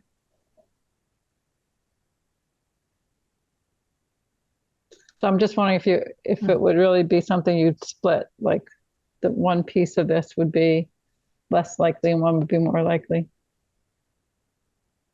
Like if someone came in and wanted to redevelop both? Well, it's a single property owner, but there's 2 buildings on the property. Mm-hmm. One was built in the 60s and one was built which is that one here, 5 years ago or something. Yeah, the one right along Elliott Street is the newer one. The newer one, correct. Yeah. Excuse me. I mean, the way we did it is just based on the numbers that we used and the zoning that is being considered.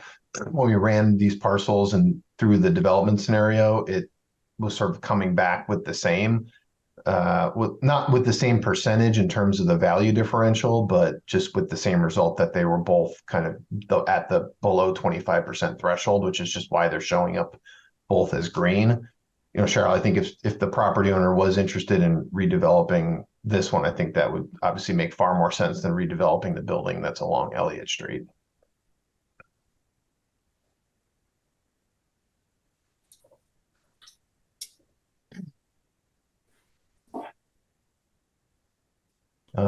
This East Milton Square, so you can see a little bit more variability in this one. Same with Blue Hills Parkway. This one actually had quite a number, even though the zoning is a little bit more restrictive in terms of the height and FAR.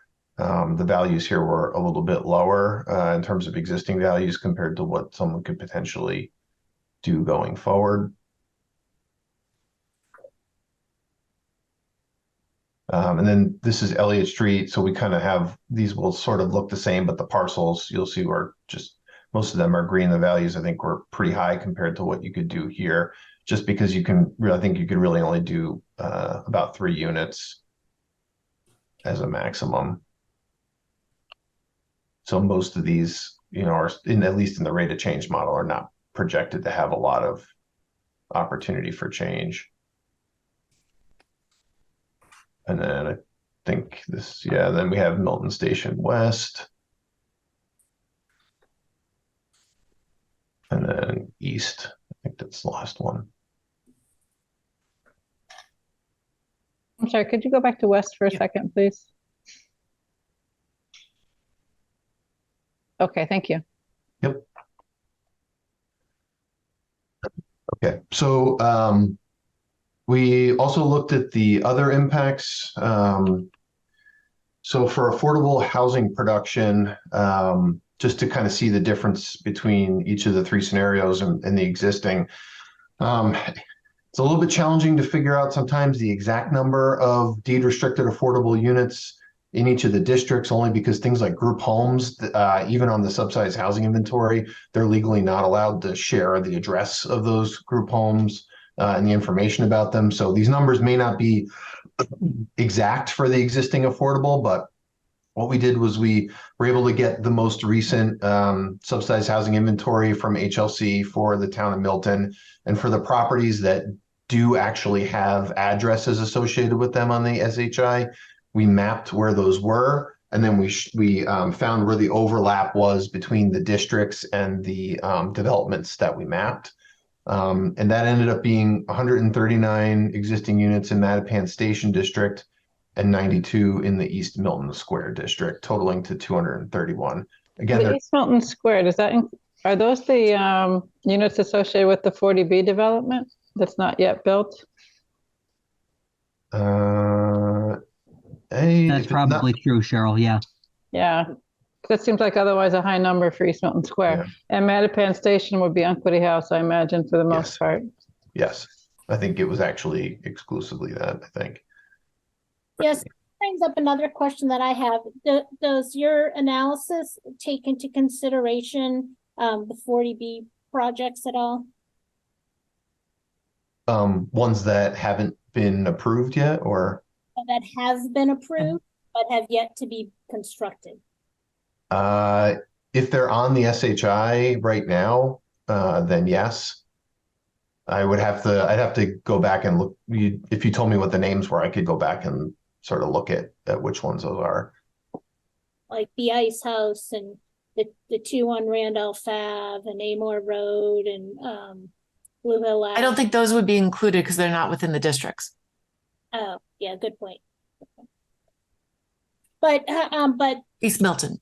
Yeah, so that would be for the affordable units, but overall, with those all those units, are they counted anywhere into consideration on the net revenue or the net costs to the town?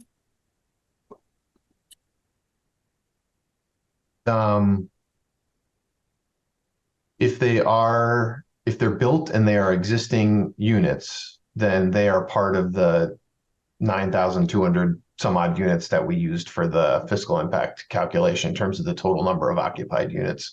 They're not. They're not. They're not built yet. Then no, then they wouldn't be. This is, I guess my opinion is that that's the town's responsibility. It's not part of Eric's, but the town should be calculating just what you mentioned, Maggie. What is the revenue and what is the likely cost? We're going to face it.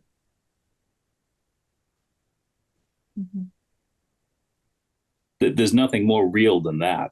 That's actually, those projects are approved, and as we know, the ice house is under construction. So Eric, how difficult or time consuming would it be for you to take? We have the unit mix of all of those developments. It's approximately 500 units. If you ran your same calculation, would you just be using the same cost and calculate how you did here to do a separate analysis? Yeah, the big change would be on the school age children side. If with the 40Bs, if there's 20 or 25% affordable, here we're assuming there's 10% affordable, so there probably would be the increase. The increase you would see on the cost side would be on the school side of things, because we often assume a higher number of school age children in the larger affordable units than we do in the market rate. Great, thank you. Before we leave that, what are we doing with it? Are we asking Eric to do something? I don't think that's within the scope of what he's doing for the MBTA. But we could talk about doing it. I think it would be useful information for the town to know. So who would do that? Who would, and then this is off topic, so I apologize. Yep.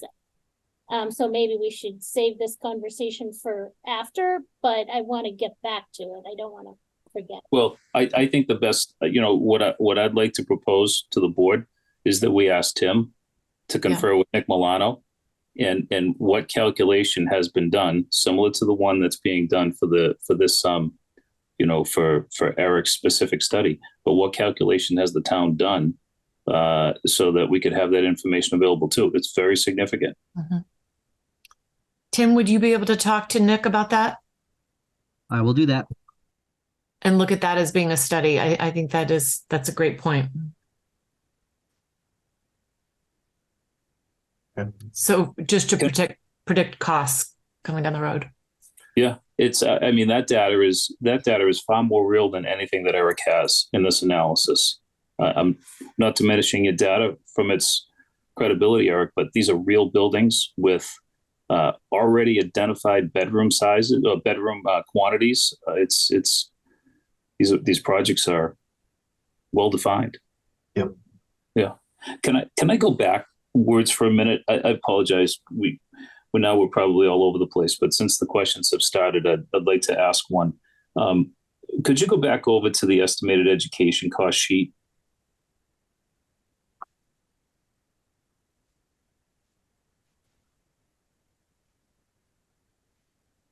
Oops. There you go, right there. So we see this category that has a use category, for example, 1 bedroom, market rate, and all the way down to townhome affordable. And you give us a school age children ratio per unit. Where is this applied? Where do we find, and maybe you've said this already and I missed it, but how are we applying this to recognize how many school age children you're calculating? Oh yeah, good question. So what we do, to make the math easy, let's say there's 100 where we need to gauge the fiscal impact of 100 unit multifamily development.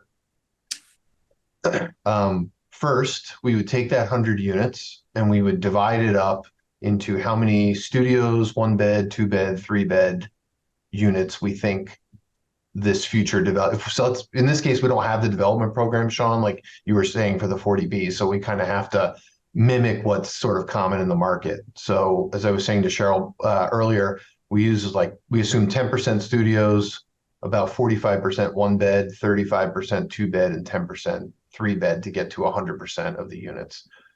So in that case, we would have 10 studios, 45 one beds, 35 two beds, and 10 three beds to get to 100 units under those percentages. So now that we have the 100 units broken down into the different bedroom types, we can then multiply those bedroom types times these student the school age children ratios that you see on the screen. And by multiplying this ratio times the number of one bed, two bed, three bed, et cetera, we get the total number of students that could potentially come from the total development. So Eric, if we look at the ratios and some of the other market rate development and the 40B development, and you looked at something more Milton specific, could you run another scenario for us which might adjust that? 10% three beds is the minimum. That's it's what's required in the 40B, right? 10% Yes, three beds. that's right. We don't have too many market rate developments, if any, that have 3-bed units, but on the 1 beds and 2 beds, I think we tend to see more 2 beds here than ones. I'm just wondering what that might do to, I think that's where Sean was getting at with his question. But I'm curious how you came at these percentages. You said it's kind of this average or the standard that you use. Is that across all communities? So for the SAC ratios, actually at the beginning of the project, I asked Tim to work with the school department to pull multifamily developments that exist in Milton today. And he was able to get me the actual ratios in Milton. For like studios and threes, there weren't a lot of examples. So I did pull from a database that we keep because we do fiscal impacts for towns and for developers all the time. So we kind of have a database of those. So some of these numbers come from our database, but some of them are actually Milton specific numbers. Okay, that's helpful. Yeah. Can you tell us which ones of these are Milton specific? I think I want to say that let me just see. I think that the 2s and I think the 3s. Because in the studios and 1s, we usually don't. They're usually in the studios. There's never any kids because you can't have a family living in a studio legally. And then in the 1s, we often almost never ever see kids in there because the kids and parents or whoever their guardians are often not sleeping in the same bedroom. So it's pretty rare to find that, which is why we have the 0. And then in the 2s and 3s, we pulled, I think, those from Milton. Do those include 2 families and 3 families? No, it was really a multifamily of a certain size. I'd have to look at which developments that was, unless Tim remembers off the top of his head, not to put him on the spot. But I don't remember off the top of my head, but I can look that up if we need it. Okay, thanks. There just aren't that many, though, are there? Yeah, that was, and Sean, I think that's a great point. And that was kind of part of the reason why we also pulled from our own database, just to kind of make it a little more robust. I understand that, but the 2-bedroom and 3-bedroom would be the drivers, right? I mean, it sounds like we don't have enough data in the town on 2-bedroom affordable and 3-bedroom affordable. So you only have 2 data points for the town, the 2-bedroom and the 3-bedroom. But if most of the town is, this is where I struggle with this, but we probably don't have good sampling for you to be able to use. Yeah, and we run into that in a lot of places. Honestly, most communities that we work in, their school departments either don't track these ratios, or they're, in some cases, just don't want to share that data, even though it's all scrubbed. It doesn't include names or anything like that. It's just the address and number of students. So I think we often rely. Sorry, go ahead, Cheryl. I'm sorry. No, finish your thought, please. I was going to say we often rely on like peer communities or things like that to round up the data. So I think one of the things is we don't have a lot of non-age restricted multifamily housing in Milton to use as a data point. And so this is actually, I think one of the ideas about this zoning is to provide a type of housing that we don't have much of here currently. So I think the market data is relevant because we don't have those kind of developments currently in town. So I do think some mix of what we have and what your database provides is probably the right approach. This is the most impactful cost. Eric, you've said that numerous times. You've said it in the previous meetings. Yeah. This is one we can't afford to miss on. And so I guess I'm still struggling with this and how we got to this. And I guess I am going to come around to a question on this. If there's 2,586 units that are built, how many children are calculated to be school-age children? Yep.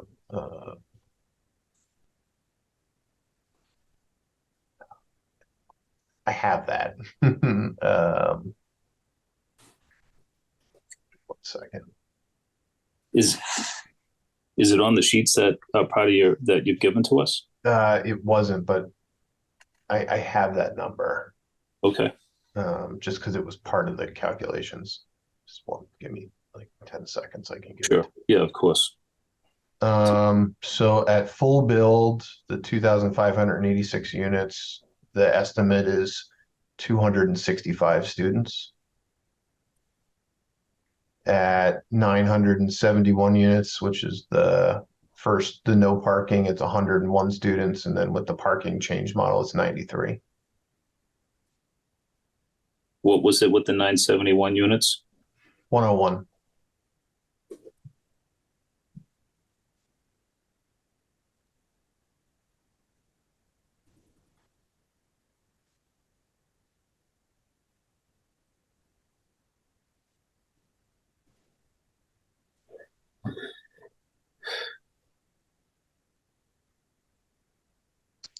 And there's a I guess in a conversation I've had with someone who's a leader on a school building committee, the data that's been tracked is indicative that when a house is sold in Milton, it generally becomes occupied by a family with school-age children. And the data is pretty consistent. Eric, you might even recognize this in some of your studies. A lot of the housing that we're talking about allows residents in town who do not have school-age children, who do not have school-aged children in their households, to sell their single-family home and move into one of these units, into one of these assumed, 1-bedroom units or 2-bedroom units. How does your analysis calculate for the additional school-age children that result from that type of real estate sale? Yeah, in all honesty, it doesn't. It purely focuses on the new multifamily units in the district. It doesn't account for, like you're saying, someone selling, an older adult selling their home, moving into a 1-bedroom, and then that home then being occupied by, a family of 4. Yeah, I mean this is a real challenge for us in this analysis, because in Milton, when a 3-bedroom home or a 4-bedroom home is sold by by someone who is past that age, it's not purchased by someone who is the same. It's not purchased by necessarily a couple that do not have children. It's a calculation that I feel is critically important to really understanding what is the fiscal cost impact. It seems like a number we could get from the school department on new students. Yeah, sorry, Meredith, go ahead. That's all right. I just was going to say, what has been the trend for new students coming in, above kindergarten grade level on average per year. Meredith, this is much more your area, but I did have a conversation with Sean O'Rourke, and in their studies, because part of what they've been doing is to understand the patterns, and Right. this is a definitive pattern that's existed. So I don't feel like we should ignore it. But Sean, if the pattern has existed, we haven't had this zoning in place. So what's to say that this zoning is going to change the pattern that exists, that when people sell a single family, when they don't have children, that's the cyclical cycle of people's housing, right? Yeah. Well, I think it accelerates it, Cheryl. I mean, obviously, if there's, if Granite Ave gets developed and there's 700 units on Granite Ave, I would say the cyclical pattern is going to change significantly. We've talked about this quite a bit. What are people looking for in Milton? They're looking for residential inventory that allows them to downsize and get away from their home. I would say if this passes, that the stock of available units for people to downsize and sell the home is going to increase considerably. Yeah, and we can't forget that this is for families. This whole zoning is to allow for families. So I guess I'm still a little confused is why do we have like half of the units are one bedrooms? I think this is all for housing. And what it said is you can't discriminate against families. It's not necessarily that it's designed to produce housing for families. Right. Yes. Totally get that. So Eric, when you look at your rate of change, your rate of change, I think, in most of these models indicates that the rate of change is leaning heavily towards Granite Ave changing. It's because there's no tax revenue there. That's the point I was trying to make. Yeah. It's like if you're making your analysis based on the change in assessed value, if your assessed value is zero, then it's going to jump through the roof when it gets to be something besides zero. So it's because it's not on the tax roll now. Is that right, Eric? The assessed value must be extremely low. Mm-hmm.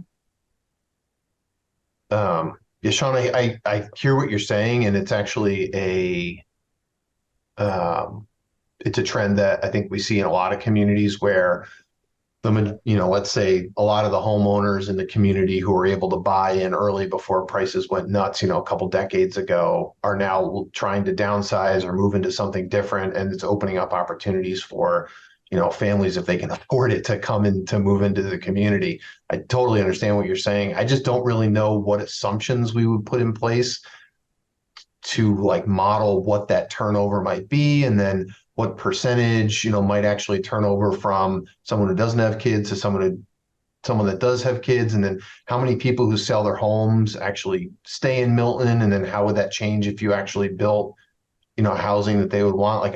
I don't even know where I'd really start putting together the assumptions to model that. That's the challenging part. I totally understand, but I'm identifying it as a gap, because for sure. if there are 2,586 units built and your calculation says we'll have 2,265 students, that is not accounting for the students that would arise from people that would sell their homes and move into one of those units. And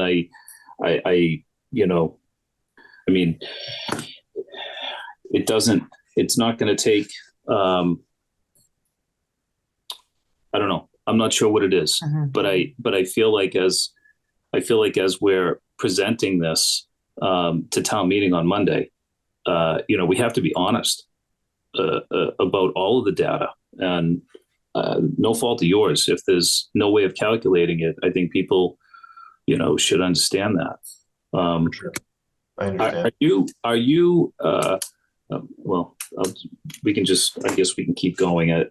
I'm concerned with that one, Eric. I don't know how to answer it. All right, let's keep moving then. I will have another question when I'm Yeah, allowed. absolutely. Sure.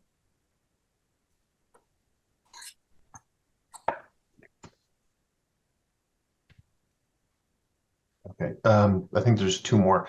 Parking was the other one that we were asked to take a look at. So we tried our best to sort of estimate existing parking in the districts that would basically be required under the current zoning. I know it depends on if it's a single family or a duplex or a multifamily, but we just took kind of an average of 1.5 spaces, multiplied it by the number of existing units that are in those districts, which we pulled from the assessor data, and sort of just multiplied those two. So, as a rough estimate, 1,451 spaces.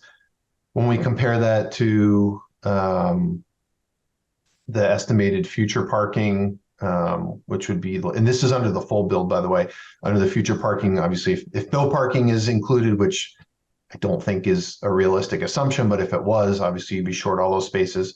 Under the future scenario, if you had to provide parking, it would be 2,937. So you'd be netting, So Eric, I don't understand how you arrived at zero parking at Granite Ave North. There's like 350 some spaces there for that office building. And on Granite Ave South, there's a 200 spot park and ride.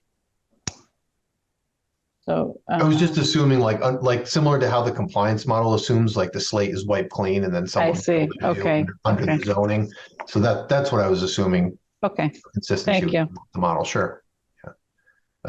So, of course, the delta under the high parking, what I call the high parking scenario, goes up because we're talking about, almost twice the number of units that we have under existing.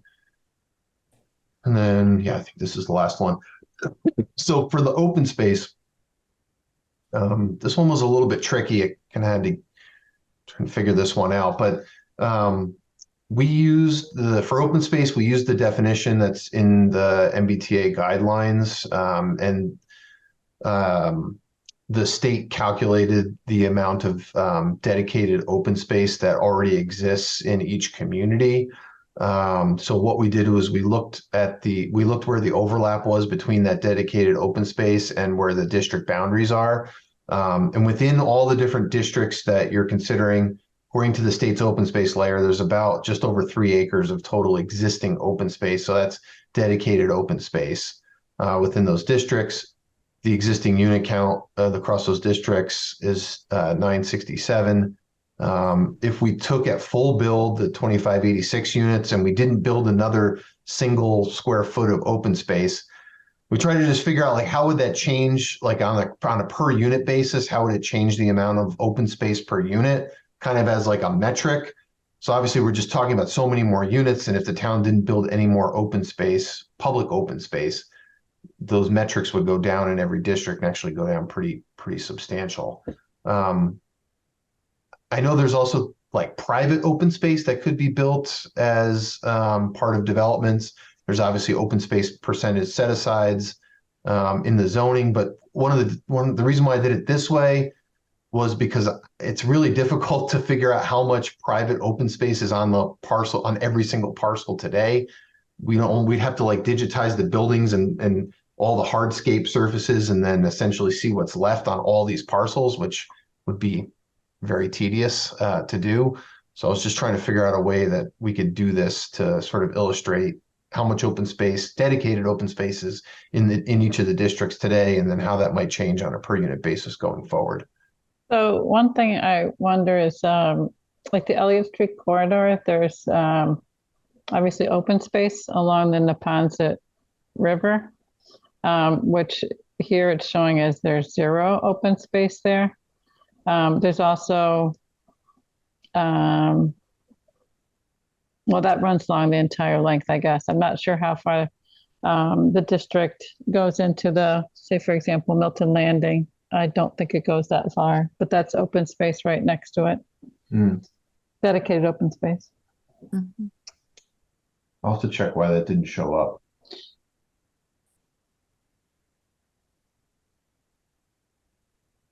I think the zoning district was dry. I'll have to check the map. I mean, we may have drawn those parcels to exclude the reservation land because it's excluded land anyway. That's true. So. Yeah, thanks. Yeah, because there definitely is a lot of existing open space. Especially along there. And then Eastbound Square, because it's the business district, but nearby are some parks like Andrews Park and Manning Park. All right. Yeah, so this may not be the most helpful metric, but I was trying to figure out how to do it like for what's in the districts today. So. Well, I think what's interesting is also it's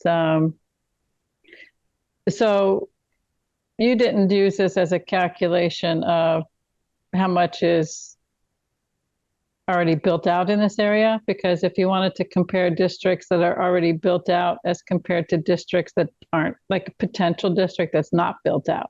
So in other words, you might have a district that has currently no development on it and it doesn't have parking lots and buildings. So, that would be a change of pervious area to impervious area, right? But yes. We don't have that kind of calculation, right?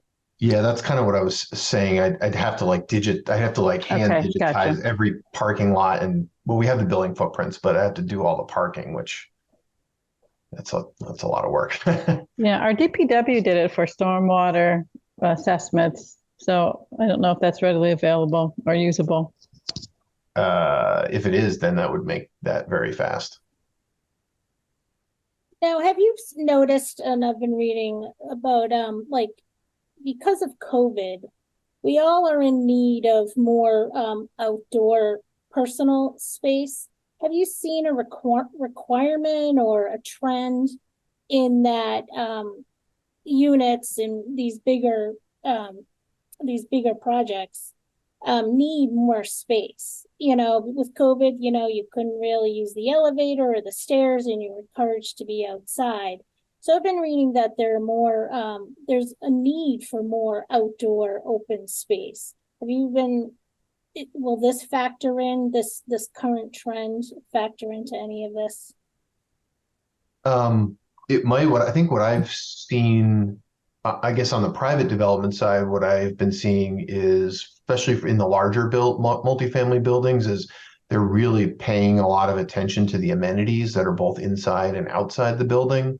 They're also starting to kind of rethink how the units, like the interiors of the units, are designed to account for like personal workspace and things like that. If people are doing a hybrid schedule or working from home, and then within the building, they're starting to, I think, incorporate some of those like working spaces or private booths, for working at home or hybrid work. And then on the exterior, I think they're definitely paying more attention to those outside spaces, communal gathering spaces, whether it's around a pool or grills or dog areas or something like that. Even some where they can afford to do it are incorporating those things like on rooftops or roof decks, or if they're doing like a step back on a third or fourth story, sometimes they're including them there too. But I haven't seen anything where like the developer's necessarily building, say, like a park or something like that, unless the municipality is making them do it, or they have some kind of open space requirement that forces them to do that. Yeah, because especially on Granite Ave, there's no parks for any kids to walk to. It's a very dangerous road, and I don't know how HLC even deemed that as an eligible location, because it's pretty much a wasteland.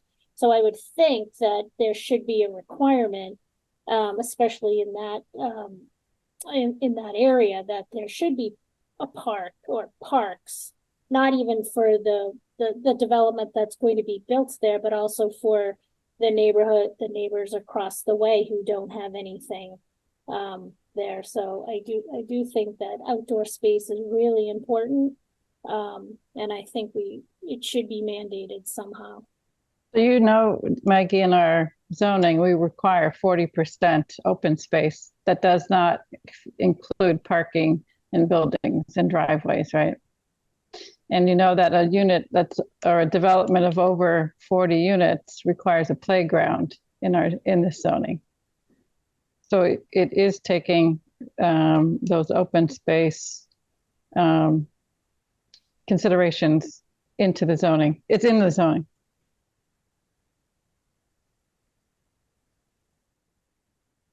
Eric, I had one other question. Did you do any study on the transit capacity? Oh, no, I didn't. Okay. No. So that's not been studied. Okay. That's definitely outside my realm of expertise. Okay. I thought that was in our RFP, but maybe that was not part of it. It was, but then in our response, I sort of said in our proposal that I like doing things with like roadway and infrastructure and traffic is just not what RKG does. Okay. So that has not been studied. Okay, great. I just wanted. Yeah. Meredith, could I come back to a couple of questions? Yes. And then we can open it to the public for questions. Okay. So I just want to, I think I know the answer to this, Eric, but I'm not going to assume I know the answer. It's better that I ask you. Sure. If, in fact, the 2586 units were to be built, in that case, we'd have 265 students. I don't believe Milton could accommodate 265 students as it's currently the state and the status in Milton. You may know that we're working towards building a school because we don't have the capacity right now for the number of students we have. So where does the analysis identify the capital cost for a school for the 265 new students? So the way we and most of our contemporaries do the fiscal impact analysis, the capital costs are really not part of it. We're really focused on operation costs as part of that. And what we then are able to give to the municipality is sort of, here's the potential net new tax revenue that could be generated from these developments, from which in other communities that we've worked in, they would say, okay, we can take that and then we can sort of apply that maybe to a new bond, or we can apply that to hiring more teachers, or we can apply that to, whatever the needs are. Now, I understand that $1 million is not going to cover a $100 million elementary school or whatever the number is going to be, but that's sort of how our analysis has typically worked. Okay, but I think, and what I'm identifying here is that there is an expense. There's a capital expense to educate students that isn't captured. And the 100 million, ironically, that's the number that we're contending with as a town for the school, thereabouts, for the school that we're working towards building. And obviously, as time moves down the road, 100 million now will not be 100 million 5 years from now, or 10 years from now will be a bigger number. But 265 students is derived from your SAC ratios, and it doesn't include what I believe will be other students that will result from the real estate transactions. Right. Okay. I want to come back to the sheet that has the estimated municipal costs. And I think you've explained to us that you've created the variable budget for each of the departments. I've asked you this question previously, so I'm going to at least focus in on police for a moment. What you were given was a total budget for police of $8,166,000, and of that, you've identified $4,409,000 as being variable. That means that, let's say, just for rough math, let's say that there's $4 million that's fixed, and certainly, I recognize that we have a police chief. We probably won't have two. We might have some hierarchy of leadership that we're not going to repeat. Yep. So, but I'd love to see how we arrive at $4 million of fixed cost, because I'm feeling that the variable cost in my opinion, probably is a lot higher than approximately 50%. So the variable cost in all of these, I think, is really, really important, because it's going to alter the calculation if the variable cost is too high. I'm sorry, if the fixed cost is too high, if the variable cost is too low. Correct. Yes. Yes. If we move the variable cost up or down, it will then impact the cost on a per household. It'll cycle through the model and it'll impact the per housing cost to the town. Absolutely. That is accurate. Yeah. And I have a similar concern with public works. Only 14% of our public works cost is variable. It seems unusually low. I would appreciate, and I've asked this in the past, and I don't know, Tim, if you've received a response, but in the past I've asked for the heads of police, fire, school, and DPW to comment on this proposed new units that we would have and how they feel like their departments would be able to support the demands. But it'd be really interesting for the police and fire and public works to look at this and confirm that $767,000 is truly what they consider variable cost, and that the police would say that $4,409,000 is variable and the other is fixed. And I'm not questioning necessarily yours, but it's the town of Milton that's going to have to deal with what's fixed and what's variable. So you're not going to write us a check some years down the road, are you? When the calculation isn't aligned with what the police say. But Tim, I'd like to ask you to ask these officials to consider what Eric has identified here as fixed and what is identified as variable, and ask them to confirm that they agree or disagree. Yeah, we'll talk to the town administrator about that. Sean, I had talked to Nick after the last time you made this request, and I think we agreed we wanted the department heads to have this analysis in their hands. But now that they do, I'll go and I'll talk to Nick about how we want to kind of solicit those answers, and we'll get them.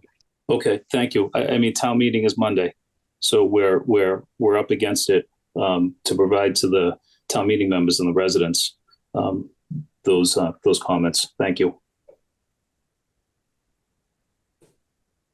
Anyone else? And I would like time just to open it up in case there's some residents here who have questions.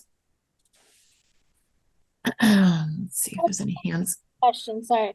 Yep. Go ahead, Maggie. Do you take into consideration the potential loss of commercial space in East Milton Square if housing is built instead of commercial?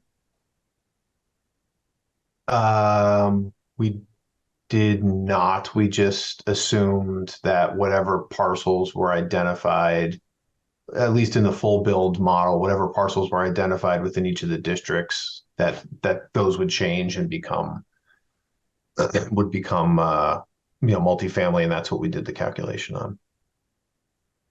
Because we would lose some of our commercial revenue if it was converted to housing. And for decades we have heard we need more commercial, we need more commercial, we need more commercial, and now it would be a shame if we actually lost commercial. Yeah, Maggie, mixed use is still allowed in the East Milton district. There's no guarantee that we would lose any commercial tax base. There is a requirement that you have to allow multifamily, but mixed use is allowed not only in East Milton, but in the Granite Ave subdistricts and in the Mattapan Station subdistrict. So, there is actually potential for that expansion of commercial tax base if people choose to avail themselves of that. Correct, but it's not guaranteed. It's really difficult to run a business outside one of our 3 commercial districts. And I know that because I do it. And it's a shame if it's easier for a developer not to build commercial. This is giving a developer the option not to build commercial. And I just spoke to a developer this morning, and he said if in his line of thinking, he would not want commercial. He would want all housing. So it's just, it's a potential out there that I am concerned with. Thank you. Anyone else? Cheryl, did you have another comment? No, I'm set. I'd like to make sure we have time for you too. Yep. Great. All right. We have one resident, Kristen, if we can allow Kristen to speak, and you're muted, Kristen. Hi. State your name and address for the record, please. Kristen Joyce, 42 Portland Circle. I just have a couple of questions. I'll try to rattle them off and then give you time to respond. So first of all, I just had a question on the parking scenario. So on Granite, where we're budgeting or whatever for 530 units, and you've given 3 scenarios with, without, and with none, right? None, whatever it is, the 3 scenarios. Why don't the number of units change, given that there are restrictions on the height and requirements for the amount of green space, et cetera? So if you're adding in parking, where does that space come from, if not from units? So that was one question. And then, just to sort of comment on some of the conversations that you guys were having around the students and everything, I would think that these types of units would probably be more appealing to parents that otherwise wouldn't be able to afford a home in this town. And we all know, it's pretty much a fact that the surrounding areas don't have school systems that are as reputable as ours. And so it's much more attractive for children to reside in this, or for parents to bring their children into this town so that they can get a better education, or what is perceived as a better education, especially if the child has additional needs. So I wonder how that's all being factored in. And then in terms of the infrastructure, I didn't see anything about the fact that, we have, as everybody knows, not very many houses down here in this little area across from Granite South.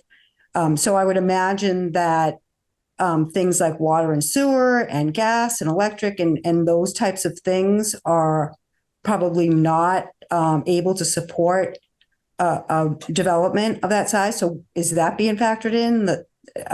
From what I understand, the town would be responsible for upgrading that. And then if we're adding this much population to this side of the town, will we need to put the East Milton Library back?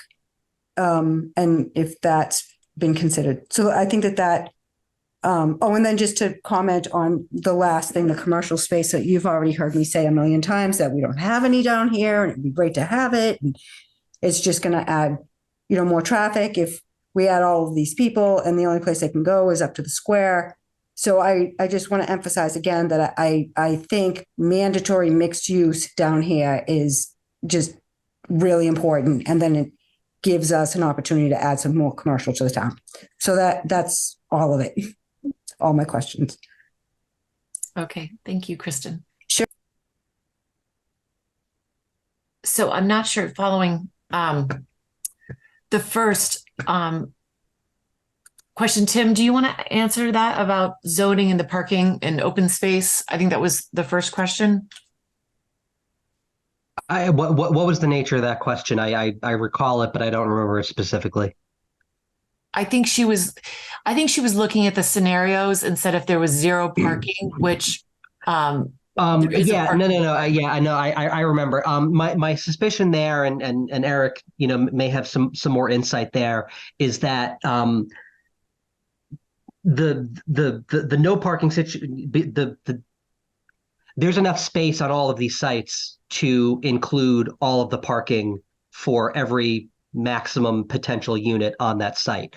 So the space that's taken up by parking is not a constraint on the number of units in the way that perhaps a lower FAR or a higher open space requirement would be. These are big sites, And, although, we are zoning for, a decent amount of units, we're not really by any stretch maxing out those sites in terms of, the ability for there to be, additional units that are either parked or not parked according to the ratios. Eric, does that make sense? Yeah, it makes perfect sense. The calculation for every parcel in the compliance model takes into account setbacks and open space as one constraint on the building envelope. Parking is the second constraint on the building envelope. And then once you subtract those two things, you're essentially left with the two-dimensional building footprint. So if parking is required in the proposed zoning and in the compliance model, it's taken into account before you get to the unit calculation, or it's a driver of the unit calculation, essentially. Great. And I guess I'm sorry if you could, the question about the East Milton Library, I think that I wasn't clear on that specific question. I think Kristen's out. We might need to bring her back in. Okay. Can I? Hello, I'm back. Go ahead. Go ahead, Sean. Yeah. Could you? No, I think it's an excellent question. I think I just take away from it. If you're going to add the number of new residential units in the town, does our current library have the capacity to serve the number of residents we would have? I think that's the question that Kristen was asking. Yeah. So my kids were really small when we used to go to the East Milton Library, and then it closed down. And then they were even young enough to enjoy some of the camps and things at the art center. So I appreciate both of those things. But I think that we made far more use of the library than we do of the art center. And I just imagine that, young parents coming in or whatever are not going to want to trek to the other side of the town to go. So I was just wondering if that had been considered, putting that library back. But in terms of the parking, I want to just throw this out. So I hear what you're saying. There's plenty of space for parking and the units and everything. And so my natural question then is, why is it so tall? If you're not using all of the land, why it's really kind of frustrating to us, that to me and to everybody in the neighborhood, that it's so important in the Elliott Street corridor to maintain the look and feel of the neighborhood, to not go above 2.5 stories and everything else. But it doesn't seem like you care that much about what's going on here in this neighborhood. And it really, it's upsetting, to say the very least. Right across the street from this development, we have a 2.5 story requirement. Why is it not the same over there if you've got the space to keep it that low?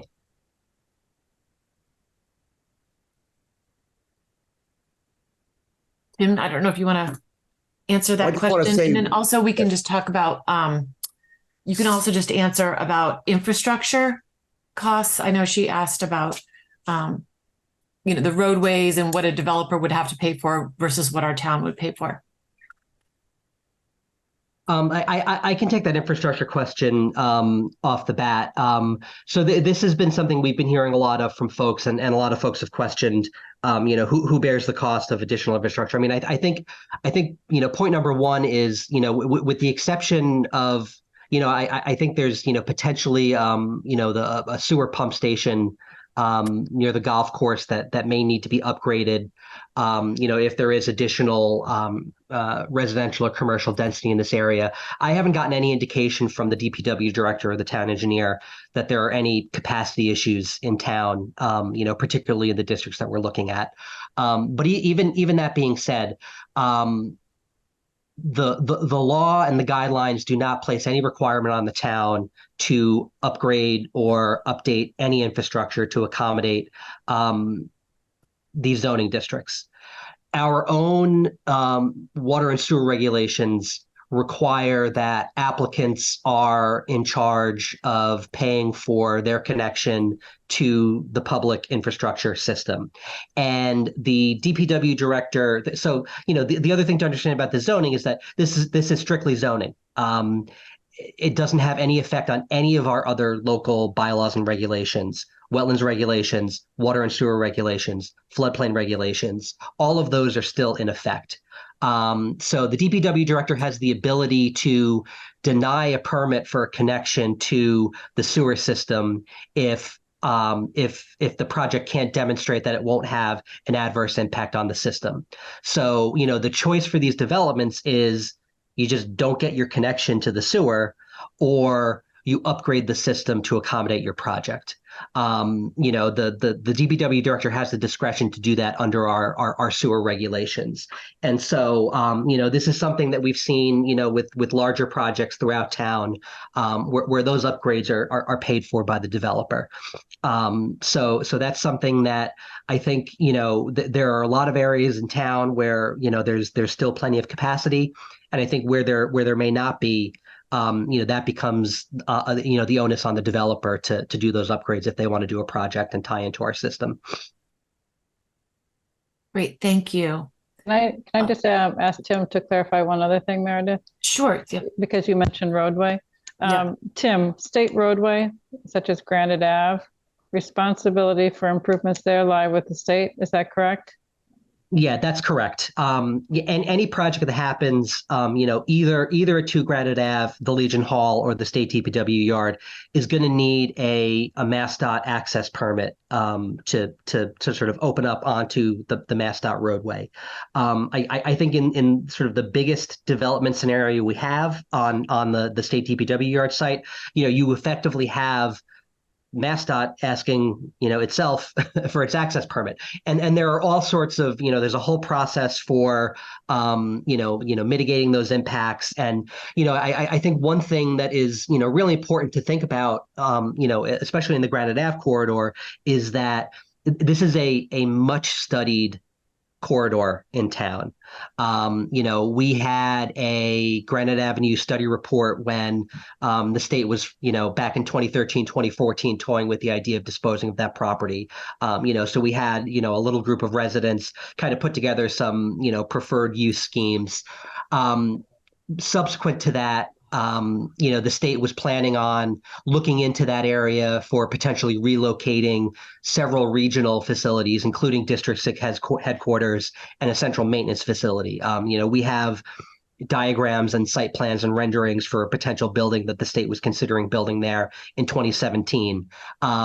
Traffic analysis for all of those studies, a road safety audit that was conducted in 2017 that has a number of recommendations for projects that are almost all exclusively the responsibility of MassDOT to perform. So, any development that happens on these Granite Ave parcels are going to come with them improvement to that roadway that are going to improve safety, improve traffic flow, improve pedestrian access, improve bicyclist access. These are all documents that it's a MassDOT road safety audit that they conducted themselves. So this is, it's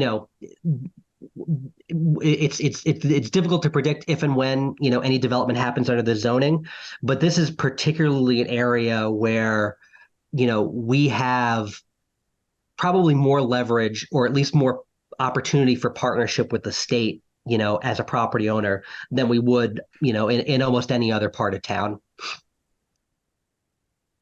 Yeah, I'm a little skeptical on that one. Yeah.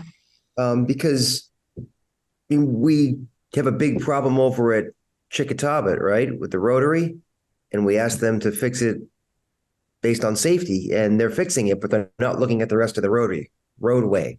They're just doing the rotary. So I can see them approving a project and saying, yeah, well, just because your neighbors think that you need a crosswalk here, we don't really see the need, and I can see them not doing it. So if I was Kristen, and I also, if I was me, I'd be very skeptical of the state going to the extra level that I think Milton would want them to go to. But I guess, this whole thing is just a roll of the dice, so we'll see. Yeah, and MassDOT can't even mow the lawn along Randolph Ave. They mowed it once this year, so they can't even maintain it. But to remind Kristen, I know you're asking us these questions about why the heights of the building along Granite Ave is 6 stories, where other parts of town it's at 2.5 stories. And I just wanted to remind you, I appreciate your questions and I wish that we had answers for you. but we don't have answers for you because this is not our article. So these questions really need to be asked of the select board because this is their article.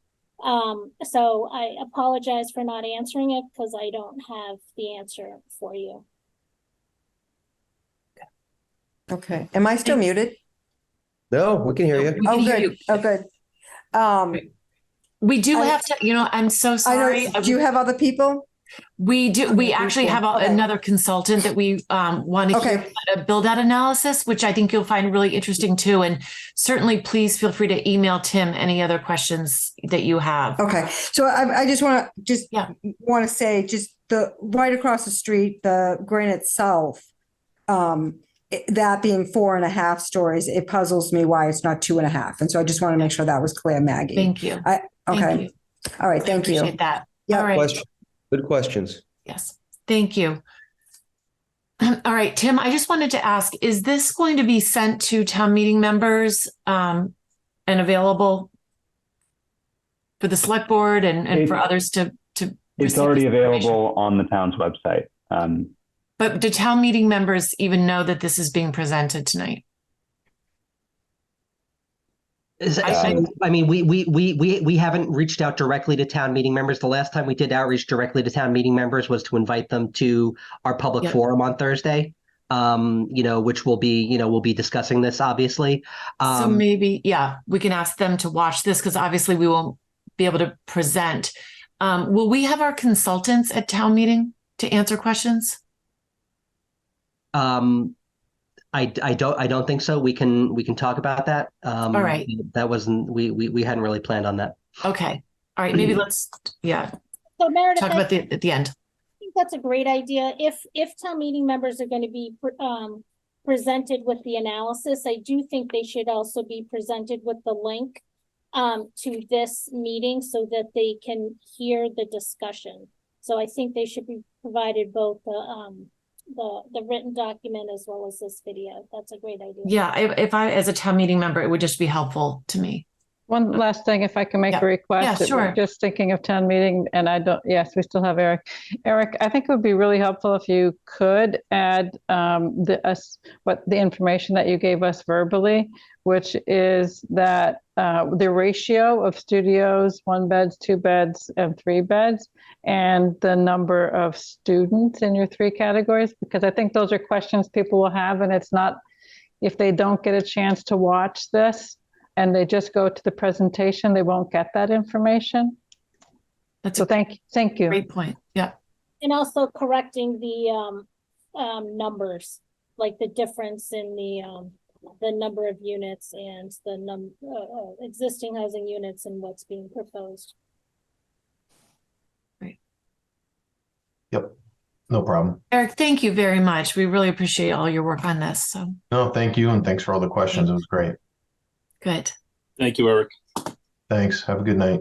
Thank you. You too. Yes. And now we can move on to UTIL for the build out renderings and discussion of compliance model. Yeah, so we've got Matthew Littell from UTIL. Matthew, thank you for your patience. Hopefully that was interesting. Always. Mm-hmm. So we had asked UTIL to do a few things just in terms of providing some additional fit tests for some of the larger parcels, as well as some visualizations on Granite Ave and especially in the sort of the Ellie Street corridor. So they've been doing a little bit of work. And Matthew, if you just want to take it away, I think you should have screen sharing abilities if you need it. Okay, thank you.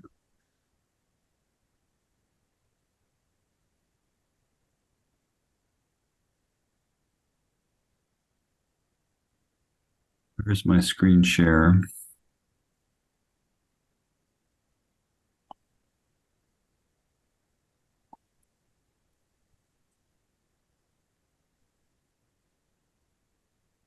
No, I'm not seeing the option. Oh, there it is.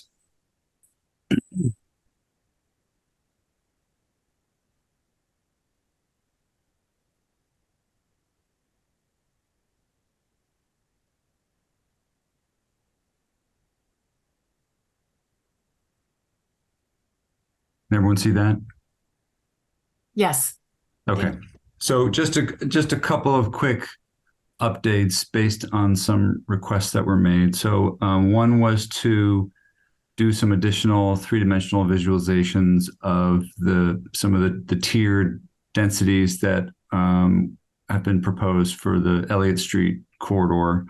And then some explorations with regard to a different distribution of the density between the north and the south Granite Ave parcels, particularly exploring what it would mean to put more density in the north parcel.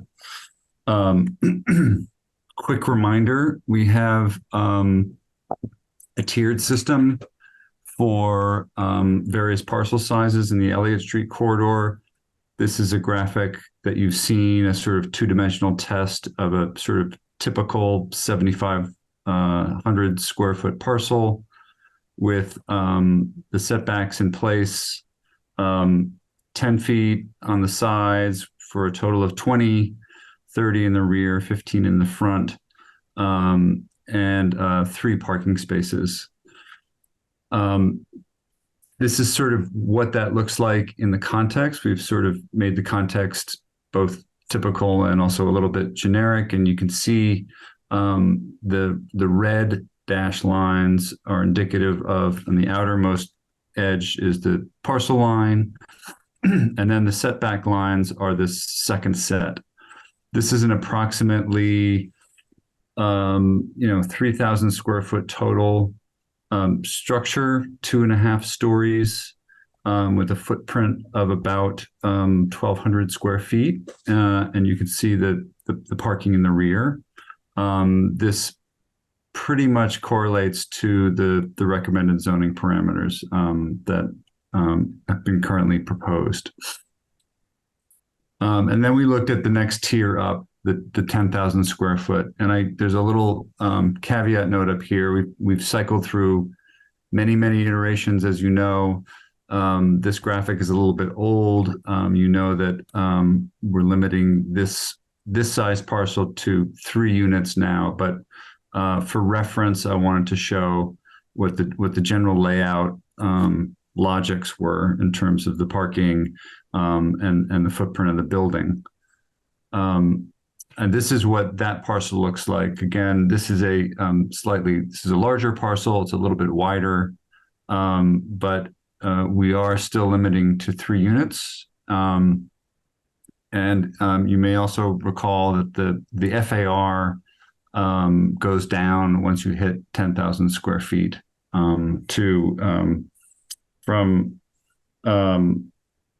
it goes down to 0.52 from 0.7 in the smaller parcel. And so it pretty much keeps the scale of the dwelling more or less consistent from one parcel size to the next.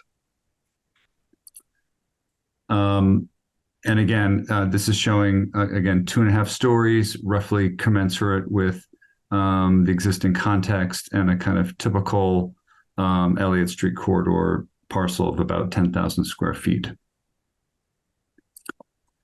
For reference, I wanted to, we were asked to revisit a little bit some of the distribution of the density on Granite Ave. This is an earlier test fit that we had done. Again, some of the small parameters have changed in the most recent version of the zoning, but this is still fairly applicable in terms of the general layout and the testing of how much space the parking would take up, what the percentage of open space kind of looks like when you play it out.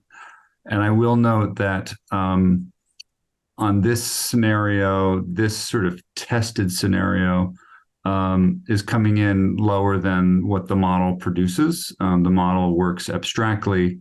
I think you could probably squeeze in a few more units here to get it up there, but that was part of it. In addition, this is a 4-story. At the time, we were looking at 4 stories and not 4.5. So some of that difference resides in there. But in general, wanted to revisit and share with you some of the site logics. and then the 6-story version of the Granite Ave build out. Again, some of these parameters have changed. They've been tweaked to keep the general model compliant. But again, the logic is the same. We're sort of accounting for the open space, the parking, and a sort of reasonable footprint. We did some visualizations of Granite Ave. This is looking north, and you can see I-93 off here to the right, just for reference. This is a 4.5-story structure. This is at 4.5 stories is consistent with what's in the current proposed zoning. We've also added 10 feet of setback here. So this is showing a 30-foot setback. And we did a quick visualization of what that looks like if we go down to 3.5 stories. Otherwise, completely identical, imagining a very similar kind of site plan layout, but otherwise fairly similar.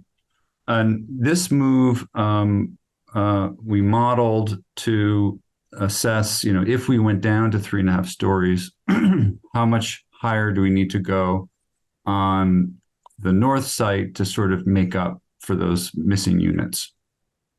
And so we tested that not in 3 dimensions, but we tested it according to the parameters that the model told us we needed to get to see what would be required. And in a nutshell, what's required is a 10-story structure with a 75 units per acre cap, and a maximum building and parking coverage at about 60%. In order to get this particular model to work, required us to imagine this building as having 2 levels of structured parking. So this sort of concept is very similar to what you might see at Neponset Landing. I don't know if you're familiar with that development in Quincy, just up the river a bit here. But the building sits on a sort of 2-story parking podium. So that's what the sort of ground floor, the second floor would look like. And then as you move up, it becomes a more typical sort of residential double-loaded corridor building. And so there would be eight levels of this. And what we're getting in both the model and in terms of this test fit is sort of aligning at about 285 units. And just a kind of summary of where those numbers have changed with respect to Granite Ave inputs. Again, the current proposal, which is 4.5 stories at south and 6 stories at north, gives us a sort of mix of 171 at the north and 530 at the south, for a total of about 700. In this adjusted scenario, where we are lowering the height on the southern portion, we get about 412 in the south, and then with the raised height capacity and FAR capacity and the units per acre capacity, obviously at the north, we get up to 285. And this gives us, again, close to the same number of units, approximately 700 feet. So those are the 2 little explorations that we've done, and I'm happy to answer any questions. All right, thank you. So you didn't do anything with the Milton Transit area along Elliott Street? No. The east and west. Okay. Right. All right, questions from the board? What was the motivation behind the 10 stories again? This was an exploration to see if we were to reduce the height on the Granite Avenue South portion, to see how much additional density we'd need on the north to make up for it. And basically, you need height to make up for the lost units if you want to keep the the model compliant. Now, why are we doing this at this late date? Yeah, I don't get it. So this is something that we've been hearing, and we heard this comment not 10 minutes ago, from a resident over there. There are obviously a lot of concerns about the impacts of the units in this subdistrict, whether it's traffic impacts or infrastructure impacts, but sort of the design and kind of visual and aesthetic impacts are something that we've been hearing from not just at these meetings, but via email and via conversations that the select board is having with residents in that area. And so what we wanted to do was to the extent that and again recognizing Maggie's comment about this late stage, we're too late in the game at this point to be talking about moving units between sub-districts. That would have pretty dramatic impacts on the model that would kind of take this very sort of tightly wound model that we've been putting together and kind of unwind it. But there is the potential to move units within a sub-district. And if there are concerns about the height of those buildings in the south sub-district, we were at a 20-foot setback in the front earlier. We've moved that back to 30 feet, and that's in the zoning right now. So we wanted UTIL to take a look at what would it take to reduce the height from 4.5 stories to 3.5 stories.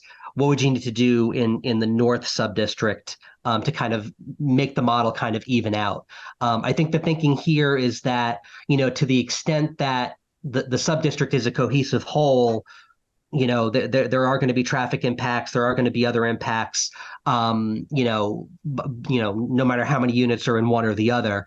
But to the extent that 2 Granite Ave is separate from the residential neighborhood by a lot of marshland and a lot of, highway infrastructure, that additional height may be appropriate there if it means a reduced height on the area that is actually adjacent to, the residential neighborhood. I think one thing, and I'm kind of, hearkening back, and this is related to the question we got from the resident earlier about, why are we at 4.5 stories? Why are we at 3.5 stories as opposed to 2.5 stories? Height gives you the ability to open up your site plan. And I think especially, when we hear things like, we're concerned with impervious surface. We're concerned about, the floodplain. We're concerned about, the area of critical environmental concern, raising up the height of these buildings, whether it's, to 10 stories on the one side or to 3.5 or 4.5 stories on the other, allows you to open up that site plan and reduce the amount of impervious surface. I mean, the building is impervious surface just as much as the parking lot is. And so that's something that allows us to open up that site plan a bit. But this is something that, again, trying to be responsive to at least some of the concerns that we've heard from folks in this neighborhood is why we asked, for this particular exploration. Okay, I guess my takeaway from Kristen's comments was not to reduce it to 3 and then go to 10 somewhere else. I'm sorry, I'm really frustrated right now. And I don't know where 10 stories came from other than, Tim, when you say we, you must mean you and Josh and somebody else, because I don't know where 10 stories ever came into the picture anywhere. I mean, the select board sponsored the article. Excuse me, I'm still talking, Tim. I would much rather take the time and risk having to write new zoning to go look at Elliott Street or put it somewhere else. But this is just like egregious and a slap in the face of that woman that just called us. That's how I feel. And at 11:15, I'm pretty disgusted. So my 2 cents. Thank you. Meredith, can I answer Jim's question? Yes, please. Go ahead. It wasn't me and Josh. And I want to just take a second and I got to collect myself. I'm sorry. So while Tim collects himself, may I think it, I think it's a few times that we've had this where we've put staff on the hot seat, staff that are working between 2 different boards, and I don't think it's appropriate. So the other comment, though, that I want to make relative to this is a lot of the discussions that we've had were, let's tailor this zoning to what we already have in Milton and the neighborhoods that we have it. So when heights were set, we suggested, okay, use the height that's already at 88 Wharf or at Unquity House, because those heights are the fabric of that area already.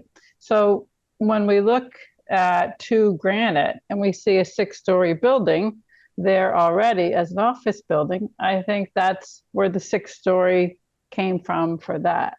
And when we look at, I get that. yeah, so then when we look at the 4.5, that's I'm getting to this part now, Jim. When we look at the 4.5, that is similar to what we have at 36 and 50 Elliott. It's what we have at 36 Central. It's what we have at 131 Elliott. Understood. And so if you look at like the 1/2 mile between like 88 Wharf and 131 Elliott, so that 1/2 mile, has several different multifamily buildings in it of about that scale. So that's why that was applied, I think, in our conversations to that Granite Ave South, because it's an area that's about comparable in size to this if you stretch them out on Elliott Street there. So to me, 10 stories is like a whole nother building typology that we don't have. And that to me, it's in the middle of the marsh, surrounded by marshland. It would be something that would be a pretty big departure. And it doesn't seem to have the same criteria applied to it. And then the other thing I would say is the design standards that we put in place into the zoning that I suggested that were accepted by the select board really guide what kind of development can happen here. They require buildings of different heights and scales, and they require it to be set up in a way that creates a neighborhood. And so you're not going to have a static number of buildings with a static or big block of a building all at the same height. So you could have, through the design process, a 3-story building facing the street, and then you could have a taller 4.5-story building behind it, as long as you were able to make that development have buildings of different scale. And so it's hard to visualize exactly because you need a development program to build that out. But a test fit for that using the design guidelines is something that I had hoped we might be able to see. But I do think those guidelines will help set up a kind of scale adjustment in there that creates a neighborhood and not a big block building. And so I still think that the 4.5 and the 6 is a better plan than a 3.5 and a 10, especially a 10 with 2 levels of podium parking. That just is inhospitable to a pedestrian. Well, I guess I think that's what Jim was 4.5 and 10. I'll choose 4.5. But okay, now I know where the 10 came from. It's the same problem that we've had for months. We're forced into a math equation. This isn't about creating good zoning. And Matthew, just one question: the building that you had mentioned, I think I know the building you're talking about. Is it down near the Neponset Bridge on the Quincy side? Yes. Okay. Great. I understand that one. And Matthew, what height is that building? That's actually 12 stories. Okay. All right. I just wanted just so I could understand it. I'll pass by it tomorrow. I just want to digest that a little bit. Great. Yeah, we didn't render the big building, but there's something very similar. I think it's a very similar scale. It's about 250 units. But it is two stories taller. It does have a 2-story parking podium. Okay. Okay, great. Thank you.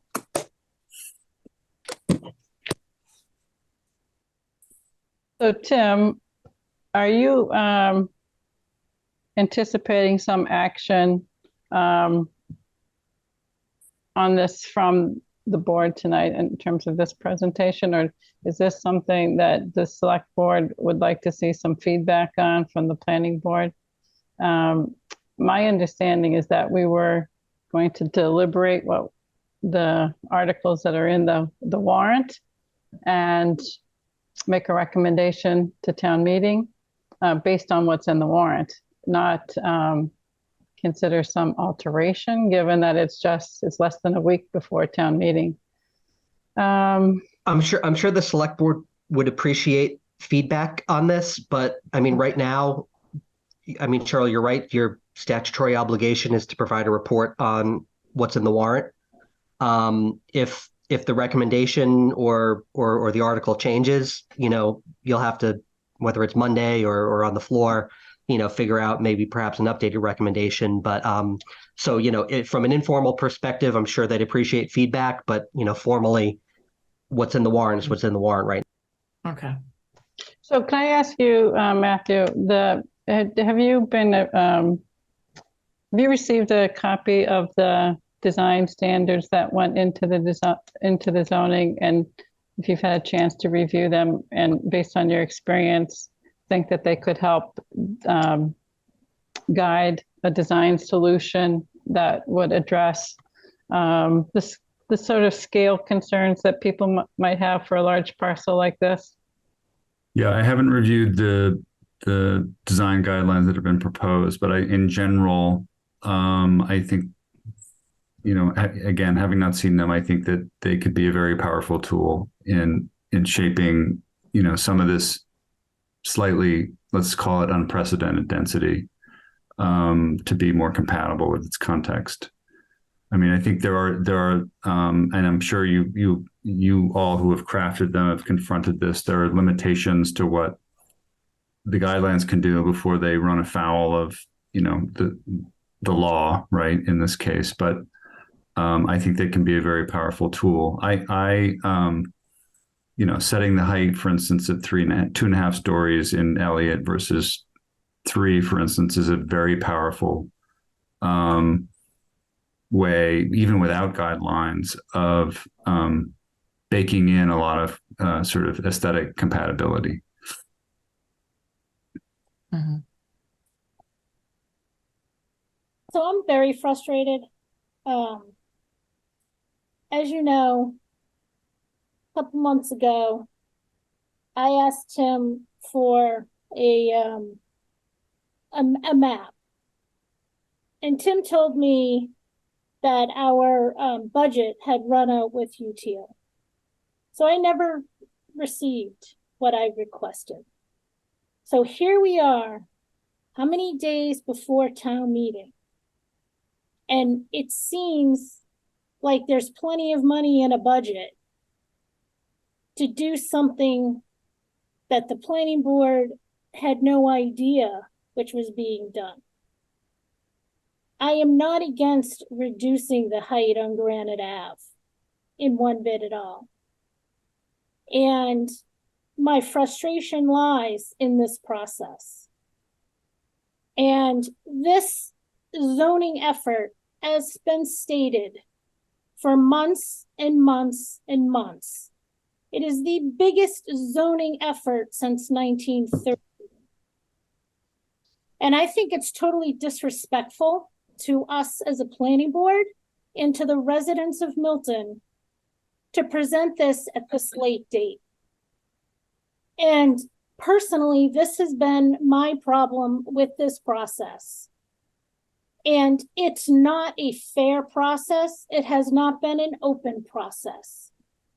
And I cannot support, and I've stated this, I cannot support this. It has been, the planning board has been just ignored and disrespected. And I just don't know what else to say except for how disappointed I am. And Milton is better than this. And it's just such a lack of disrespect at this late date. Respect. All right. You know what? I think we're moving into conversation now at this point. Are there any questions for our consultant, our UTO consultant? Yes, I do have questions. Let's stick with that and then we'll, Matt, you've worked on zoning and design guidelines, et cetera. I know you haven't had the benefit of reviewing what's been put in them. But can you just speak how the guidelines, like, so there's standards and then there's guidelines yet to come. We know the MBTA communities law is not discretionary, but can you just give some description of how the design standards and design guidelines can be very useful for guiding building design and project design? So residents can understand that having something that is as of right doesn't mean that you don't have some control over what you're going to get. Yeah, again, I don't where exactly that threshold that you describe is, you know, for people with higher pay grades than me, but I think even modest guidance on roof forms, on certain kinds of architectural character, on the presentation of the building entrance, right? There are, without being overly prescriptive, I think some of these very simple kinds of requirements go a very long way in preventing, you know, alien, completely different or unfamiliar sorts of development from happening. I think, luckily, you know, for most, the market sees that people want things that look like they fit in, but again, these tools can be very powerful. Simple things like where if the parking's in the front or the rear, right? Where the utilities are located, where the trash is located, you know, where you put rooftop units. You know, these are basic, simple things that I think are very easy to control for and make development much more palatable and much more consistent with their context. So those are some of the things that got put into the zoning under the design standards. So, which we'll get to that and talk about that. But that's so. Any other specific questions? Did you want to before we see if public has questions too? Yeah, if there's. Yeah, we have Kathleen O'Donnell with her hand raised. Great. Let's welcome Kathleen.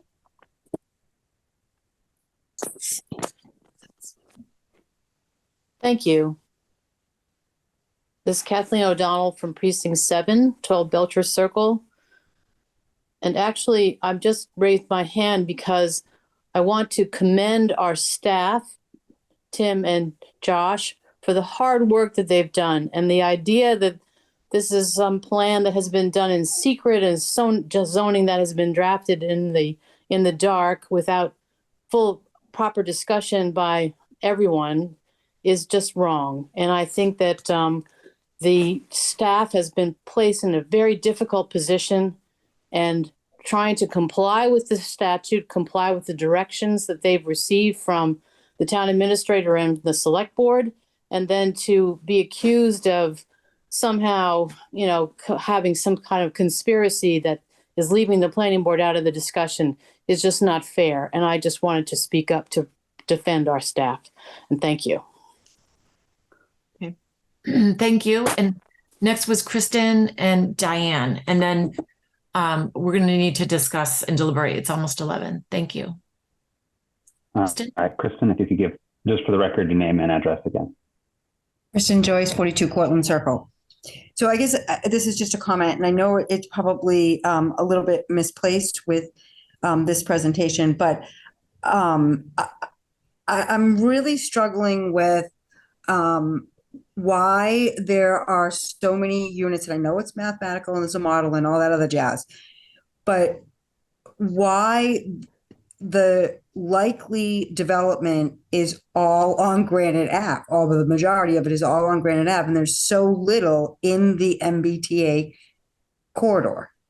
And when we're talking about maintaining neighborhood aesthetics, it's okay to put a 4.5-story building across the street, or even a 3.5-story building in a major complex across the street from a little neighborhood, but it's not okay to make larger units along the MBTA corridor. That is baffling to me.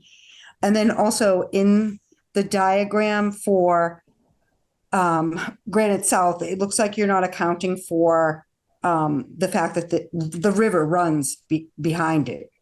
So you've got development on water back there. And that was it. And I also want to thank everybody. I know I'm really frustrated, and I know I take it out on some people, and I don't mean for it to be, but I think if you had this potential sitting in your front yard, you'd be extremely frustrated too. And so I hope you can understand that. And that's it. Great. Thank you, Kristen. And next we have Diane, and then we'll talk amongst the board. Hi, Diane DiTullio Agostino, Precinct 9, former selectman and former warrant committee member and current chair of the Commission on Disability. I just listened to the recent dialogue, and I wanted to point out that what we basically keep hearing about this is it's the law, it's the law, it's the law.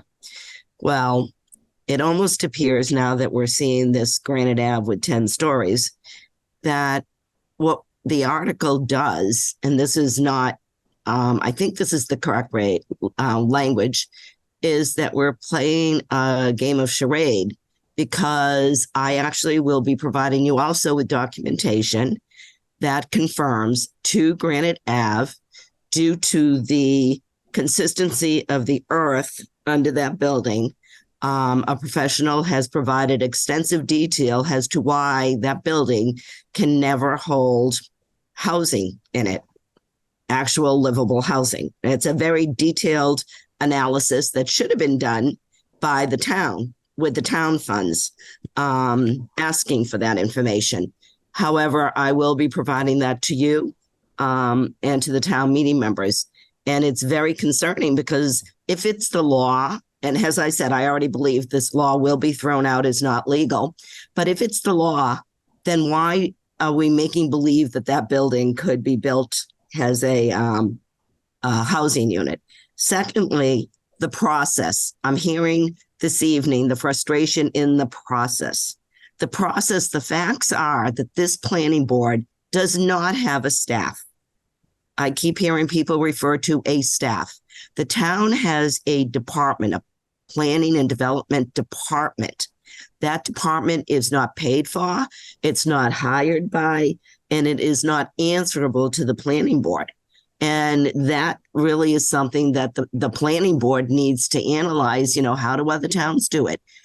Because it's clear that if the select board has a wish to do something and get it done, and to hear what I think I just heard, that it was your funds that were used to create this section. This is not about a person or a personality. It's about the facts and the process. And I think that this whole incident with this law really exposes a lot of the issues that end up upsetting people. And I think that the members have a right to be upset. You've done a lot of your own work, and I once again commend you for it, but you don't have a staff. It's not, you don't hire them, you don't pay for them, and they're not really answerable to you. So I greatly, once again, appreciate the work that you do and the uphill battle you have in doing your job right. So thank you. Great, thank you. All right. Meredith, can I respond to some of that? Absolutely, Tim. Yes. My job description, it might be the first or second item, is to provide staff support to the planning board. That's my job. I can provide that job description to anybody, members of the board, members of the public. Happy to do it. That is my job. Thank you. And then the comment about the funds, UTIL has not been paid out of planning board funds. UTIL is being paid entirely out of funds provided by the state through a state grant that my department applied for. So, just if there's any concern about, was there a comment there? Yeah, I mean, okay. Oh. Let Tim finish. No, I'm done. Yeah. Okay. All right. I know this has been a really difficult, for everyone to sort of all the work that everybody's been doing. And I do want to thank Tim and Josh and this board there's been a lot of lengthy meetings, and here we are once again at 11 o'clock. What my goal is for this evening is for us to have some sort of recommendation. I think. Oh, just Meredith, one last thing before Matthew perhaps drops off. Oh, yes. I'm sorry, Matthew. Yes. Your presentation tonight, is that something that I guess you've provided to Tim? I just want to make sure that we can get that and it can be posted as well. Yes. Sure. Thank you. Yep. That would be great. Okay. Thank you. Appreciate your efforts on this. Yeah. Thank you. Yes, and I was looking at some of his diagrams, and we talk about form-based zoning, and I really he had very attractive buildings that would be something that we would want to look at. So that is my hope that we will be able to do that at some point. So back to and so thank you very much. I don't know if he's left, but good evening and thank you. Thank you very much. Yes. So last week, I just want to just follow up and just thank the planning board for attending the select board on such short notice the day before Thanksgiving. Tom Doherty had come, to me just with some information, which I had shared on a basis for an argument to file an appeal in court on the response letter from the select board.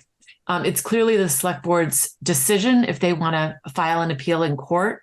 So we brought it to them, and I wasn't sure to what capacity the planning board would need to weigh in. I didn't want to make any decisions without the planning board being there. And because it was literally, we had a day, to really get this done if we were going to file, I invited everybody to come in case we needed to deliberate.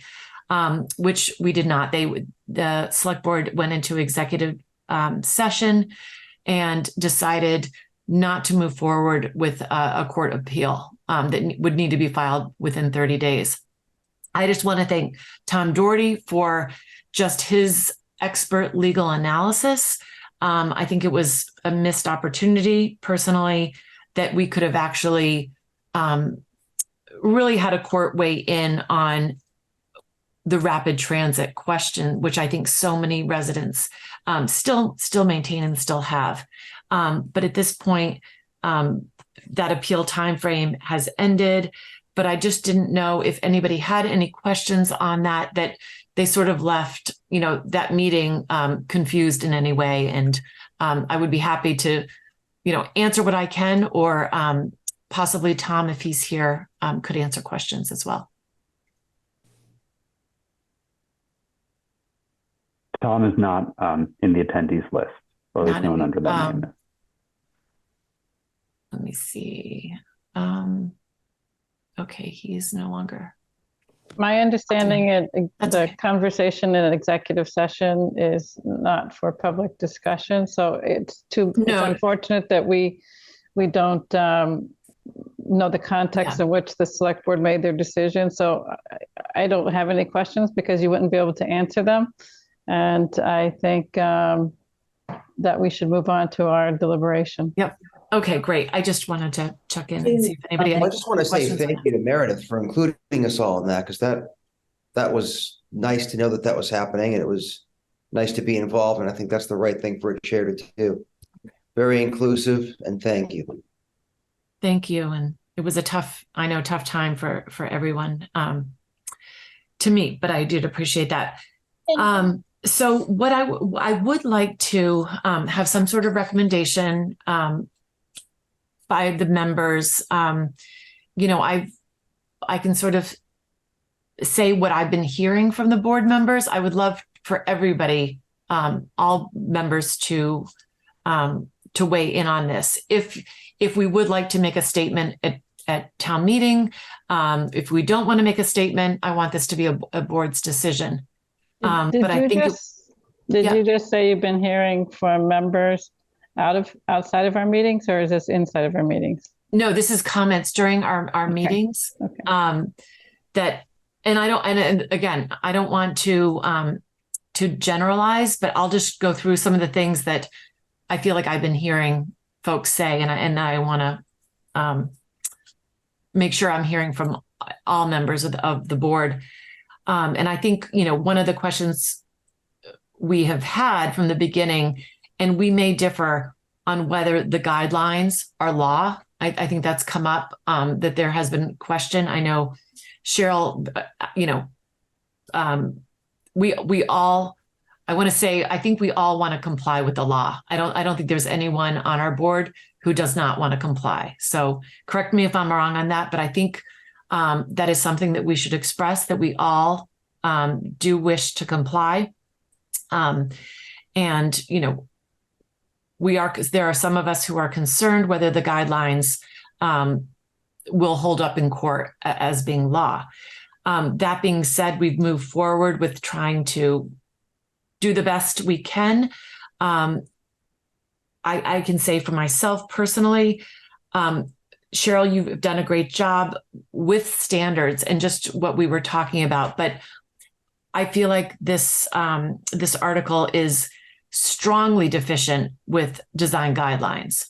And I think this being the largest zoning effort that we've made in 100 years, I think we should not put something forth or be in support of something that doesn't have those design guidelines. Brookline had unbelievable design guidelines. And I think this is an area, and I'm, again, grateful for the standards that we have, but I feel like we have the bare bones minimum as far as design standards, which can really guide what could be developed. I know we can add those later, like we did in the Milton Village. That's always a possibility if this does go through, but it would be nice to have it as part of what we're presenting. The next thing I've heard is affordability. I think if we had, even until May, I think if we could do a economic feasibility study. And looking at RKG's information, I think we're well on our way to doing that. But having an increased affordability of 15%, which it sounds like I'm hearing would be a fair percentage, but we do have to do that feasibility study. So doing a feasibility study is important to people. We have not heard a response from HLC on an extension of time, which is disappointing. I know Tim was going to follow up, but I think that extension of time would give us time to do a feasibility study, to do increase our affordability and work on design guidelines. I've heard, it sounds like members have been concerned for the continued evaluation of districts, particularly with concern to the Granite Ave, East Milton. And, it was sort of a moment in time that we just sort of ran out of time. And I think the select board, respectfully, they needed to feel like they had to take it at that point. We still don't fully understand assemblage of properties and how that is going to affect development. There's not been a study on traffic or transit capacity in its current state. We've not heard from town departments to comment on what they see as fixed and variable costs and weigh in on our fiscal analysis.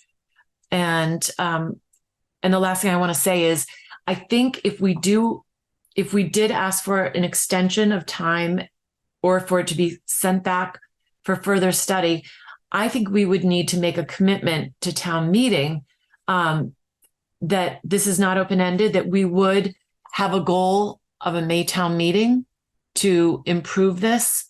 I think that's only fair. I think if we did not have a specific goal of a certain timeline, I don't think it would be taken seriously, that it would be further studied. I would want to ensure that. So I will open it up to other members. And I know, everyone is, December 31st is a date that is real. But the question that I have, is it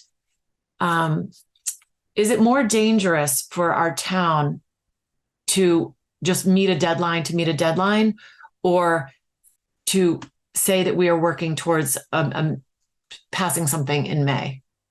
And that's what I'll defer to my board members, and any other things that we should, we want to state. I'm very aware that, everyone has different opinions. So I want to make sure if people want me to speak and say something, that it's reflecting everyone's positions.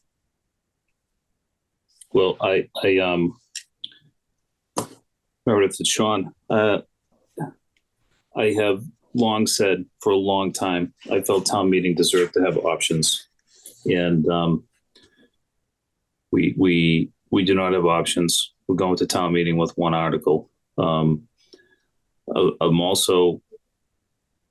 also disappointed that we didn't pursue ardently reclassification.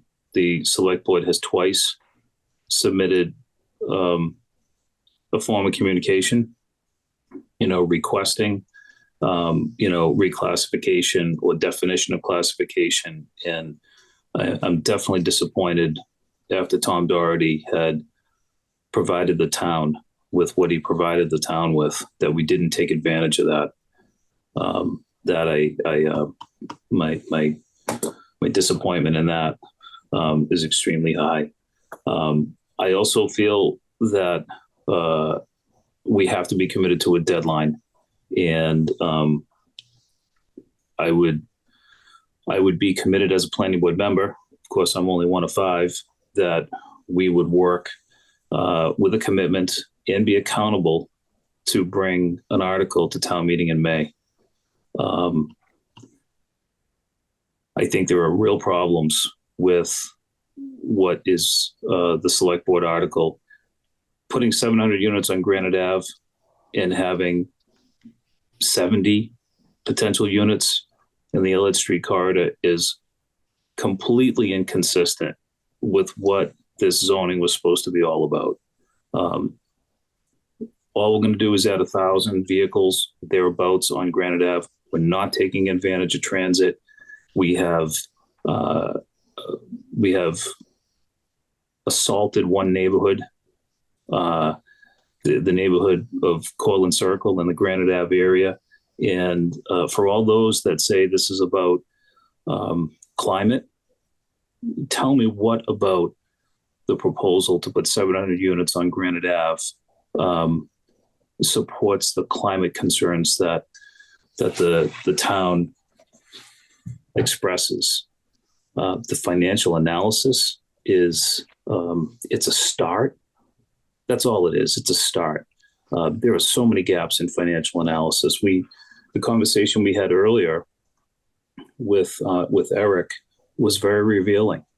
We're ignoring the fact that this will probably cause a requirement for another school building. It's nowhere in the fiscal analysis. As you said a few minutes ago, we have no comments from the leadership of each of the major service providers: police, fire, school, DPW. No comment.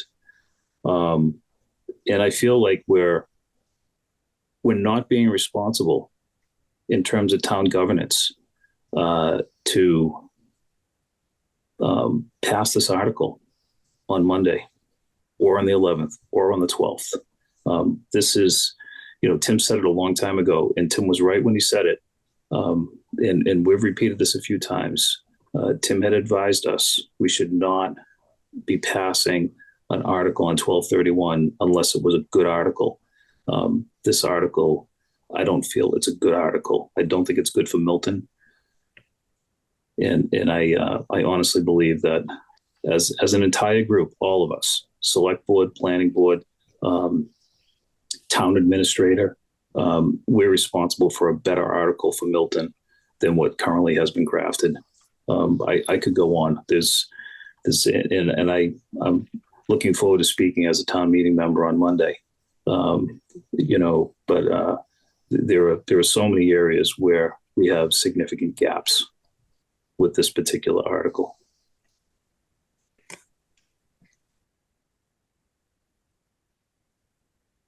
Anyone else?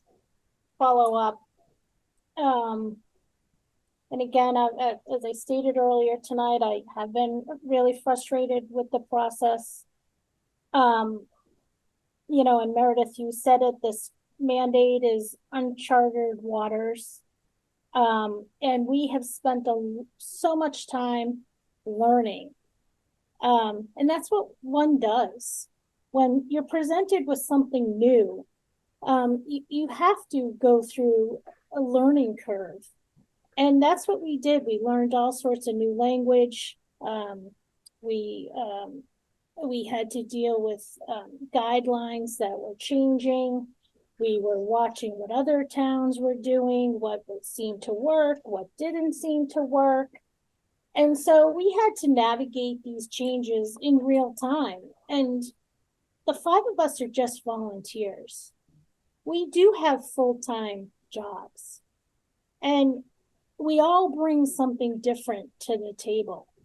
And I value each and every one of you and what you bring and how you support me. And even if we don't agree, I just respect all of you immensely. And I'm thankful to be on this board with all of you. And I too am frustrated that the town did not take advantage of a situation where a resident, a really highly respected attorney, longtime resident of Milton, presented a legal case that would help us and help the residents of this town. And it would essentially buy us time to get this right. And it's really frustrating that we did not take advantage, and we should be so thankful. This town is so lucky to have the residents that we have. And not only are we thankful for Tom Doherty for stepping up in his legal opinion, but we also got a letter from 2 other attorneys who expertly and articulately outlined you know, the process and you know, and highlighted the deficiencies in how that we should be challenging. And it was very professionally and legally done. And we haven't even talked about their contribution. And I just want to say thank you to them for taking the time, and thank you for all the residents taking the time, coming forth and, you know, staying with us until, you know, 5 of midnight. And even again, even if we don't agree with all the residents, you know, it's nice to see that residents do care. And I'm thankful for that. But I do think that, you know, and it should come as no surprise that I really firmly believe that this article is not good for Milton as it is written. I believe in complying with the law, and the law is 3 sentences, 3 little paragraphs, and I firmly believe in it. But I do not believe in the guidelines. And I don't think that the select board's article is good for Milton as it is written. We need to just reiterate some of the things you said, Meredith. I agree with most of them. We need to require more than 10% affordable. We should do like 20% affordable. And we should do a local preference, and we should do a preference for veterans, and we should do a preference for those with special needs and those who are disabled. We need to protect our commercial space in East Milton Square. I don't believe that the article is equitable to the Granite Ave and East Milton Square neighborhoods. You know, it seems to me that 62% of the net new units are outside the half-mile buffer. And how can HLC approve the plan when it seems to be not compliant? I thought 50% of the net new units had to be within the half-mile of transit. There's also no provision that mentions what happens if 3A is ruled to be unlawful or if the guidelines change. I feel like there needs to be a clause that says that this bylaw is deemed null and void if there's a change to the law or the guidelines. You know, and there's no provision that states that 2461 is the maximum number of units. My understanding is that the requirement of 3A is a percentage of the overall unit count. So like 40B, we'll always be chasing a number because we'll always be behind every time a new unit gets created. The other thing is there's no mention about a property owner being, if they're able to seek a variance for construction of units under the MBTA bylaw. It should be explicitly stated that a property cannot seek a variance to take advantage of construction under this bylaw. And it should be stated that the town of Milton will not grant an overnight hardship permit to those properties that are developed under 3A. We're trying to limit the number of cars and cars parked on our streets overnight. And we need to make sure that the police department is on board with our policies. And not just the police department, but other departments. You know, we just finished 440 Granite Ave, and it's my understanding that even perhaps there could be talking about getting hardship permits for those residents down there. So there are a lot of questions that are unanswered, and we are elected by the town residents of Milton, not for future residents of Milton. And I want to protect the future residents of Milton. I want all of our kids to be future residents of Milton. But right now, we have to protect the existing residents of Milton and the existing neighborhoods. And I just cannot support the select board's article as it is written right now. Thank you. So Others. for me, yeah, I may. Okay? Yes, please. So I just want to say that for me, tonight was a really difficult night. I mean, this whole 10-story thing, I can't get it out of my head, but I'm getting past that. I mean, honestly, I've been on the board a short time, but one of my proudest moments was probably in October when we started meeting every week and we were looking at the maps and we were working this thing out. We were making some pretty big strides. And I feel that if we continue that kind of work, we can come together and we can meet whatever obligations are put in front of us, whether it's 10% or 25%. I think we, the five of us, can work together and make it happen. So to Meredith's deadline of May, I am of the utmost confidence that we can hit that. But personally, I'm more with Maggie, where I cannot get behind this select board article. I mean, I think as soon as we stop looking at the maps, Granite Ave had, 700 units, and it's just such a shame. And it's just the dispersion of units is just so disproportionate and so wrong. I just think it needs more work. So now I've always said reclassification is my thing. I mean, if it were me alone, I would hire a lawyer and fight and try to get reclassified, achieve a 10% mandate and zone for that. So I don't know if that's ever going to happen.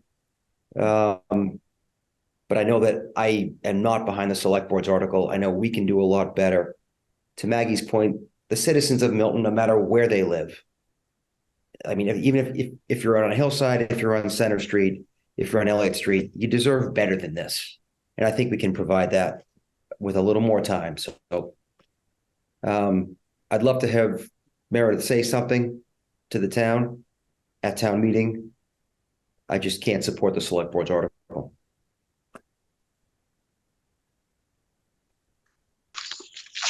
Cheryl, you know. Yeah, I mean, I'm not sure what you're asking. I guess you're asking that you deliver planning board thoughts or planning board votes at town meeting? If there's a recommendation of either putting it forward, voting no, or sending it back for further study. So I'm not sure that I heard what if there's a consensus view. So I guess, yeah, that's what, you know, I guess I haven't heard that they say that there's agreement about complying with the law, but there's disagreement about whether the guidelines in fact are part of the law, even though town council has indicated so, even though the attorney general has indicated so. And if you watched, like I did, the Brookline town meeting and you read their general counsel's memo, it's very clearly states also that town council believes that the guidelines will be held up in a court of law. So I think town meeting needs to know what the planning board would intend to do. If the article is sent back, it's actually being recommended to be sent to the select board, not to the planning board. And you know what, this planning board has, you know, had time. We've had a deadline. We let the deadline come and go. And so we put the select board in the position of submitting articles. And then we got angry that the select board did that. And we've been fighting as two boards really since, instead of working collaboratively as two boards ever since. I think that's been a big mistake, and I've expressed that each time. It's put our staff in a difficult position, extraordinarily difficult position, to be working between these two boards in a way that's not collaborative. And I think that's wrong, and we shouldn't have done that as a board. If this gets sent back for further study, there's even a chance that that's viewed as a negative action and therefore could not be brought to town meeting for 2 years. I don't know if anyone's got a legal opinion about that, but a negative action on a zoning article requires 2 years before it can be brought back. So are we going to be willing to put the town at risk for 2 years of an enforcement action by the Attorney General or by civil rights organizations that file lawsuits? The Brookline Town Council memo suggested that a judge could decide to impose a district and draw the lines for the district and the parameters for the district. Are you willing to take that risk? I'm not willing to take that risk. I think that this is a good plan. Perhaps it could be improved upon, but where do you want to make the improvements? Do you want to scrap parameters that we've all talked about, like not incentivizing teardowns?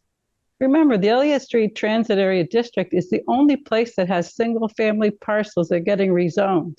East Milton has 0 single families that are getting rezoned. So do you want to incentivize bigger buildings in the transit corridor where the single families are now, incentivize teardowns there? I don't. Do you want to we agreed to put the zoning in districts where we already have multifamily zoning, which is what we did. It's not disproportionate. 43% is East Milton, 57% in the trolley area when you include Blue Hills Parkway. I don't know where 62% is coming from. If you look at just the Milton Station East, West, and Bridge, it's zone capacity of 618 units. The zone capacity for Granite Ave is 701. Elliott Street's a 2-lane road. Granite Ave is a 4-lane road. We look at infrastructure. We look at single-family parcels. We look at businesses along Elliott Street. That stretch between Adams Street and Central has a number, hundreds of units already. Then we can see it didn't ruin Elliott Street. It's made it more vibrant. It's made business at Steel and Rye a thriving business. So people can actually walk there. I think we have to think about the opportunity that this brings and not assume that new zoning and new residents are going to be a disaster for our community. There's capacity to bring new residents into Milton. It's very controlled in this proposed set of sub-districts with a lot of thought that's gone into the sub-districts. And I would have hoped that our board would support these articles, but I don't see this board being committed to actually improving upon this, because I don't see the board supporting a compliant article, an article that would get to meet the guidelines for a rapid transit community. Thank you. I would just say, I know, Sean, you haven't spoken yet, but I would support. Or you did support. I'm sorry, you did. No, I actually spoke at length. Yeah, I'm sorry. That's okay. But I just wanted to respond to what Cheryl said. I don't consider our position as a fight with the select board. We have a different point of view. There's very little about a lot of what we believe that we're in conflict with. The area where we're in conflict is 25% versus 10%. It's as simple as that. And we supported, I supported pursuit of classification as an adjacent community. The select board, as I said earlier, select board twice took it upon themselves to pursue that. But Sean, the state has told us that we're not an adjacent community. Cheryl, so the law, if you don't believe that the law can be enforced. Cheryl, please, I've asked you before not to interrupt me, and I won't interrupt you, so please, if you could not interrupt me, I'd like to finish my point. There are as many attorneys out there that disagree with town council as you could find that agree with town council. Town council, it's easy for town council to say they support what the attorney general says. That doesn't necessarily mean it's right. It is easy, and anybody could agree with the attorney general. That might not be the best thing for Milton. So I don't consider the planning board fighting with the select board. We have a different point of view. And to a degree, we actually agreed. They pursued reclassification. What I said earlier was I would have hoped for a more ardent pursuit of it rather than giving up. So this board spent months, many meetings talking about whether we believe the law should be complied with, whether we're rapid transit or not, and whether the guidelines are enforceable. When I said at many meetings, we should be talking about the district mapping, we should be talking about what's actually in the zoning parameters, the dimensional standards, the design guidelines, and the board's interest has only been in trying to get the requirements to be reduced. I don't see that changing, so I don't see what sending it back to this board for further study and having agreement come in time for a May town meeting. That means an article ready in February or March. I would, if that's the case, spell out exactly what you would commit to before making a vote on that. Before saying that you would make a commitment to have it by May, what are you committing to? Cheryl, I don't think any length of conversation or meetings you and I are going to agree. I'm not in favor of 25%. I've said it repeatedly. I'm going to say it again. I would be in favor of creating an article that would have 10% that would comply with an adjacent community. It would require that the town pursue adjacent community.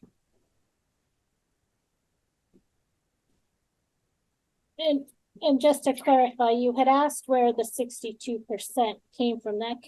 My 62% comes from net new. Your number came from the unit capacity. So I'm focused on net new, because net new is really what will affect a neighborhood and will affect our town every single day. And our traffic is incredible. And no matter what neighborhood you're in, the one thing that every single neighborhood has in common is traffic. It doesn't matter where you live in town. Traffic is what everybody is talking about. So creating 62% of net new in one area of town, I don't think that that's right.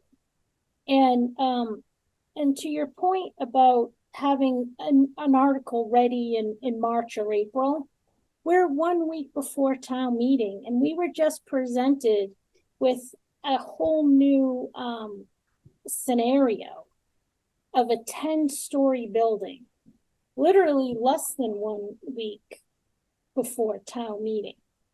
And I do not like last minute changes, just generally speaking. That's just how I am every day. But it does happen. It's not the right way to do zoning. But I think it is doable. And I think we should pursue our reclassification. And even the letter that we said that we received, and I mentioned earlier, they even said that we should pursue vigorously the incorrect classification of rapid transit community, because it will result in irreparable harm to the town. So I do believe I support what the warrant committee has recommended. I support it getting sent back for more study. And I think the select board should allow us to do what we were elected to do. And I think between the 5 of us, we can create something that is really good for the town. So are you saying, what is something to you? Is it 10%, like Sean said? Is it fighting rapid transit? What are you committing to town meeting that you would do by May? So I think that there needs to be different paths and different, I do think we should pursue reclassification while we are pursuing and creating zoning to allow up to for 10%. I am unfortunately, Maggie, I just was going to say, unless the select board is not interested in pursuing reclassification. So, and that's unfortunate. I mean, they have tried. They did write the letter. Sean is right. We were in agreement, but I think they have no longer. That is no longer interesting. They are no longer interested in pursuing that. So unless the select board is on board with doing that, my feeling is take this, where we are at this moment in time. We work on our districts, we work on affordability, we work on design guidelines, and we work with the 2461 number that we have until we have something that we could look at a smaller number. But I think given what we have, improve from, where the select board's article is right now. So further study is what I would not recommend saying no, because Cheryl's right. We don't want people, if this gets voted down and people say no, it could be sent back for 2 years. I don't know how that would. Well, correct me if I'm wrong, but I do think Peter Mello mentioned at the warrant committee that he could write something to get around the 2-year restriction. So the question is whether that becomes acceptable. Yeah. So I'm just saying what our town to that. So I don't have an answer to that. My question though is, Meredith, we as a planning board sent out 2 letters and we have had a response to those letters. Right. My question is, if they respond, no, you got the town of Milton is a rapid transit community. We as a planning board can respond to that letter. Am I correct? We can appeal that letter. No, it would be, unfortunately, I did run that by the attorney who had said the select board could appeal. We cannot file in court. We could not file a court appeal based on that letter, unfortunately, without the select board. Based on a response to our letter, we couldn't file? No. We can't, our board cannot take legal action on behalf of the town. So it would have to be citizens. And file, yeah. I don't even think citizens. Well, anybody can sue anybody for anything. We're gonna find that out pretty soon. All right. So it's quarter till perhaps then we are, if we are not in agreement on taking a motion, maybe we vote to have no comment. And then individuals can speak as a town meeting member or however they wish. The planning board can do our own article in May. We can do our own article. Correct. We don't have to Well, the articles now, but if this gets voted, yeah, I think town meeting wants to know what we recommend. We can work to do our own article, but if there's a select board article that's already passed, that would not make sense. So I would say to the town meeting members that if you give us more time, we can bring an article forward for May town meeting. That's much better than this. But they would want to know whether it's compliance with. You can do either. They'd want to know what it would be, though. Sorry. Jim, you can't just say it would be much better than this without any kind of indication of what it is. You're asking for a lot of faith. Well, it won't be 700 units on Granite Ave. It will be more units on Elliott Street. Maybe you look and you bring back Brush Hill Road.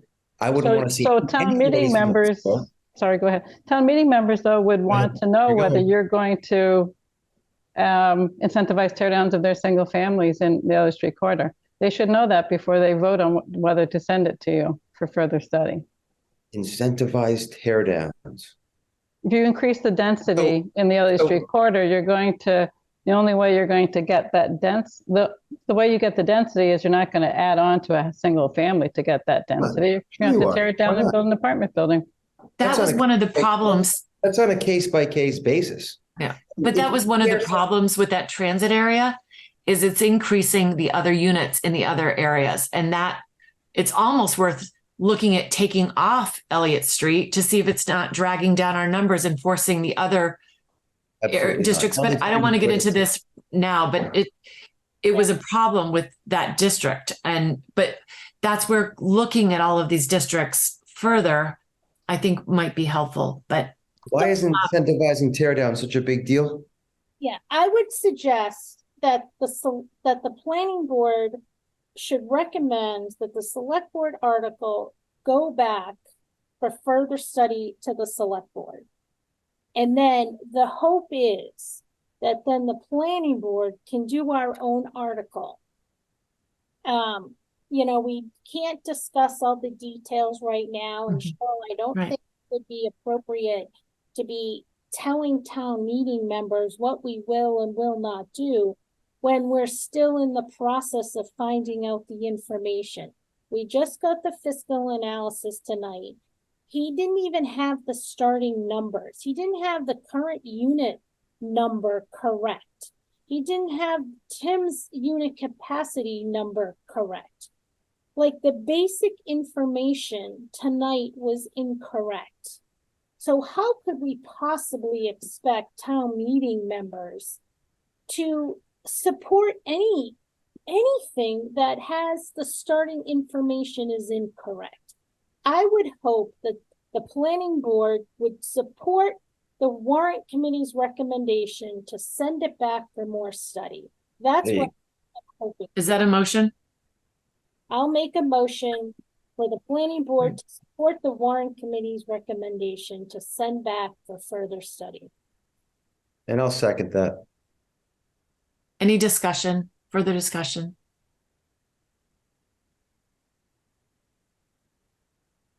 Seeing none. Roll call. Sean?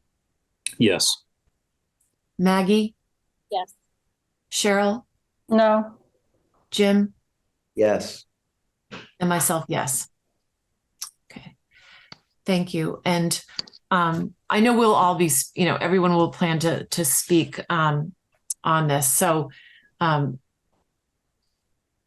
think, I will let everybody, I will leave it up to you for everyone for your own comments, but maybe give an outline of some of the things that we've struggled with And the reason why we did not come up with our own article, and that we would like to see further opportunity to work on an article, because I think the town does deserve that. So,